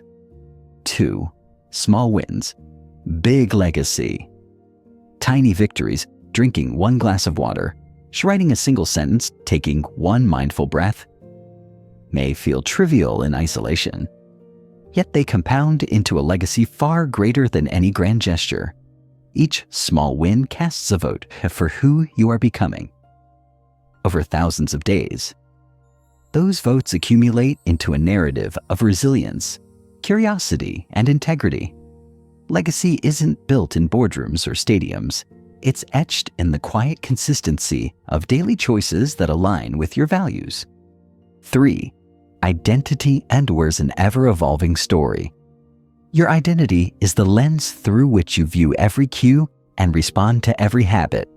In this chapter, you'll accept that identity itself is fluid, an unfolding story you author with each micro-habit. Celebrate each phase of your growth. The beginner who wrote one sentence, the practitioner who refined a niche ritual, and the master who integrates lessons across life's domains. Reaffirm: I am someone who grows continually. This dynamic self-concept fuels motivation when routines grow stale and sustains you through challenges. More, embodied wisdom through reflection. Reflective practice is not a one-time audit, but a daily communion with your evolving self. Continue the reflection rituals you've embedded: daily journaling, weekly reviews, monthly meta-reflections, quarterly vision check-ins. Over time, you'll harvest insights that reveal patterns invisible in the moment. Reflection becomes your compass, pointing you toward micro-adjustments that keep your ecosystem vibrant. When you review a year's worth of reflection entries, you'll see not just habits, but the contours of your personal evolution. 5. Navigating life's transitions. IP will bring transitions, new careers, relationships, health shifts, relocations. Each transition tests your habits. The ecosystem you've built is resilient, but requires adaptation. When circumstances change, return to your habit fundamentals. Identify reliable anchors in the new context. Adjust friction points. Reestablish cues. And reflect on what needs recalibration. Your micro-habit toolkit is portable. It travels with you, providing stability amid flux. Transitions become opportunities to reinforce your identity through intentional adaptation. 6. Mentoring future generations of yourself. As you deepen your practice, imagine mentoring your future selves at different life stages. What would the mid-career you need? How would the retired you benefit? Write letters or record messages to those versions. Guidance on which micro-habits to prioritize, warnings about pitfalls, encouragement to sustain reflection. This meta-mentoring ignites purpose. You're not just building habits for today, but nurturing seeds that benefit many versions of you yet to come. 7. Community and contribution. Your journey isn't solitary. As you grow, share your micro-habit wisdom with others. Lead micro-workshops. Coach a habit buddy. Contribute to online communities. Teaching crystallizes your own understanding and creates ripples of transformation beyond yourself. Your legacy expands from personal evolution to collective impact.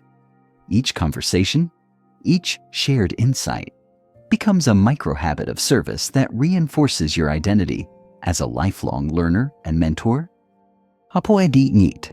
Integrating new frontiers, habit mastery opens the door to new domains, creative endeavors, entrepreneurial ventures, deep studies. Approach these frontiers with your micro-habit ethos. Identify anchor habits, design cues, craft micro-steps, reflect on progress, adapt through plateaus. Whether learning advanced music theory or cultivating community activism, your established principles serve as a blueprint. Start small, iterate often, celebrate tiny wins, and build ecosystems that support expansive growth. 9. The harmony of discipline and inspiration. Even as you honor the primacy of systems and discipline, leave room for inspiration to spark leaps of creativity. Schedule occasional inspiration dives, micro-habits like exploring a museum, reading a poem, or taking a scenic micro-hike.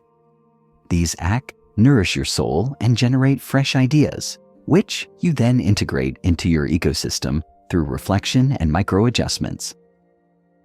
Balance consistency with spontaneity to keep habit practice soulful and sustainable. Tetenden, the ever-present moment. The journey of lasting transformation unfolds one moment at a time. Anchor yourself in the present micro-habit, the inhale you take now, the letter you commit to writing today, the stretch you perform this very second. Each instant is both culmination of past choices and seed for the future. Embrace the power of now, your gateway to legacy. As this chapter draws to a close, feel the pulse of your lifelong journey, steady, ever-flowing, rich with small wins and profound insights. You are not merely building habits, you are crafting a life. The river of your actions shapes the canyon of your destiny. May each micro-habit be a deliberate stroke on the canvas of your existence, painting a masterpiece of continuous growth, resilience, and purpose. You've traveled a remarkable path, from the spark of a single micro-habit to the living, breathing ecosystem that carries you forward day after day, year after year. Now, it's time to softly lower the tempo, to feel the warmth of each small victory you've won, and to rest within the gentle embrace of your own becoming. Picture yourself at the edge of a calm lake at dawn. Mist hovers above the glassy surface, and the first rays of sun kiss the water with a golden glow. Your reflection shimmers, eyes bright with intention, heart steady with purpose. You've built this moment, one tiny choice at a time. Inhale deeply. Savor the crisp air. Exhale slowly. Release any tension lingering in your shoulders. As you settle into this peace, know that every habit you formed, every micro-step you've taken, contributes to this serenity. There is no rush now. The journey continues, but for a moment, simply be. Rest in gratitude for your dedication and resilience. Allow the quiet to remind you that transformation is as much about presence as it is about progress. Feel the support of your ecosystem, the cues you've designed, the rituals you've honored, the reflections you've held. They cradle you like gentle waves supporting a boat. Whenever doubt whispers, return to this lakeside stillness. Cue the breath. Trust the process. Remember that each microhabit is both reaffirmation and renewal. Carry this calm into your next day. Let your microhabits flow effortlessly, integrated with intention and joy in and always. Return here to this soft moment of quiet confidence. Transformation is your river, ever flowing, ever beckoning. Rest now, friend, and when you're ready, let the current guide you onward with gentle strength.